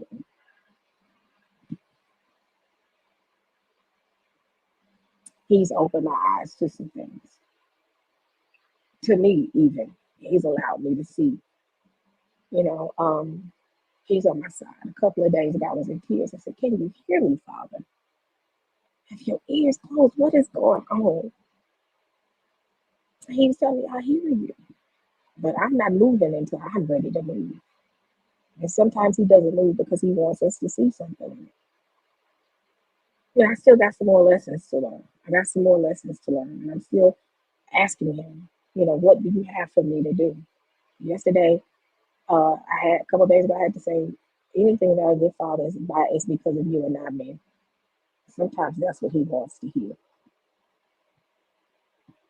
Everything that I have is because of you. Everything that from where I lay my head every day, to where every ounce of water I drink, every morsel of food I put in my mouth, every time I get in my car, every time I get up and walk, every time I'm able to speak, every time I'm able to open my eyes every day, it's because of you. Because of you, Father. So in this submission, and somebody said submitted just made me think about that. In this submission to him, submission is rough. I don't care how much access you got. When God says no right now, it ain't gonna happen. And I just trust him in this time. I trust him in this time. So I'm good, y'all. I'm at peace. And I'm gonna keep on going. Keep on going. Keep going, y'all. Keep going. That's what he wants us to do. Keep moving. Keep going. Don't give up. Don't give up. The race is not given to the swift nor to the strong, but to the one who endures until the end. That's key right there. I don't care how fast you are, how strong you are. But to the one that endures until the end. But he put that there. He lets you got to. He let that you got to keep going when your own mind says don't go. When your mind says it's over. Mm. When everything around you says it's not working for you. And sometimes you don't hear his voice. And you say, Father, I can't hear you right now. You still have to keep going. Still have to keep going. When you think he's silent and you're in a place where you're just like, I just need to hear you, you got to keep going. Got to keep going. Again, it's not how strong you are, how fast you move. It's just the ability just to endure. And in that endurance lies faith. Faith. When everything around you looks like everything is not working, faith. Everything around me says it's not going to work. But I'm hearing a small voice saying, do you trust me? I said, yes, I do trust you, Father.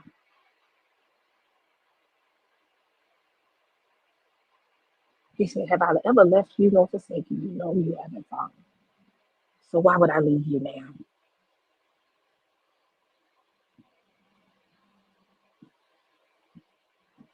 That's what he wants us to hear. That's what he's gonna want us to hear in those last days. Can you hear me? And that's key right there. When all hell breaks loose and you're standing on your own, do you hear me? When everybody leaves you and you're standing by yourself, do you hear me? When you're in your lonely place, can you hear me? So I thank him for this time and this season in my life. This has been the most unstable season I've ever had in my life. This year has been the most trying year from the beginning until now. I buried my father at the beginning of the year.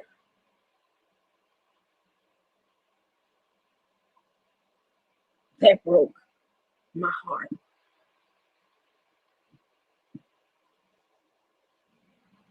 To see that man leave up out of here. And I physically was in the hospital and I saw him take his last breath.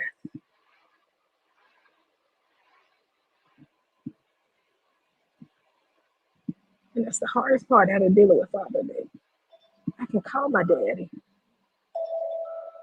when everything go wrong. I can call my daddy and talk to him. Say, Daddy, guess what's going on? Been a rough year for me. And I think the roughest part of the year is usually losing my dad.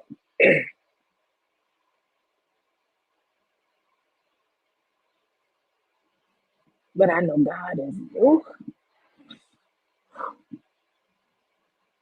he is God and God alone. And I got to trust in him. I got to trust in him.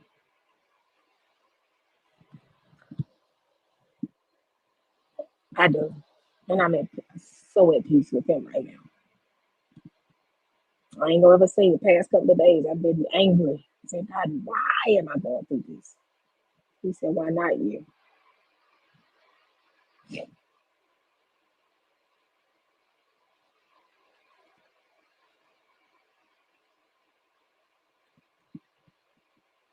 Mm.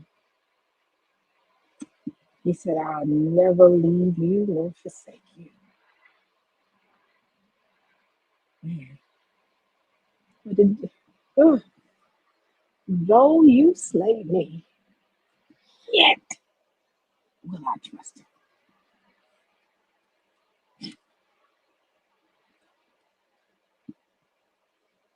Though you slay me, yet will I trust him. Mm. Ah, that stayed in my spirit. Though you slay me, yet will I trust him. Mm. So I'm gonna leave on that note, y'all. Ah, I'm leaving on that note. I'm getting ready to go and take care of a few of my errands. But rest assured that I'm for those who don't worry, I'm good. I'm good. It's been a rough year, but I know what's on the other end of it. Him.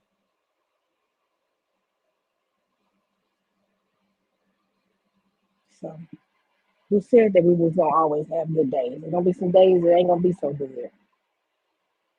And that's why I have to pull my own personal arrogance aside to say, who am I to say that I'm not supposed to go through something in life?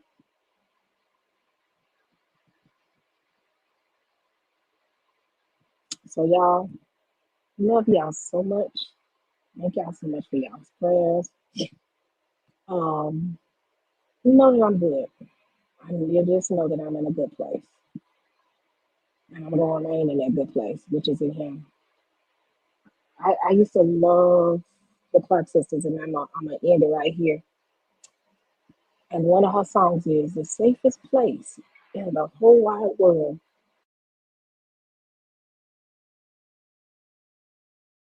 The safest place in the whole wide world is to be in the will of God. Oh, it was a Karen Clark song. Didn't understand it then, but I understand it now.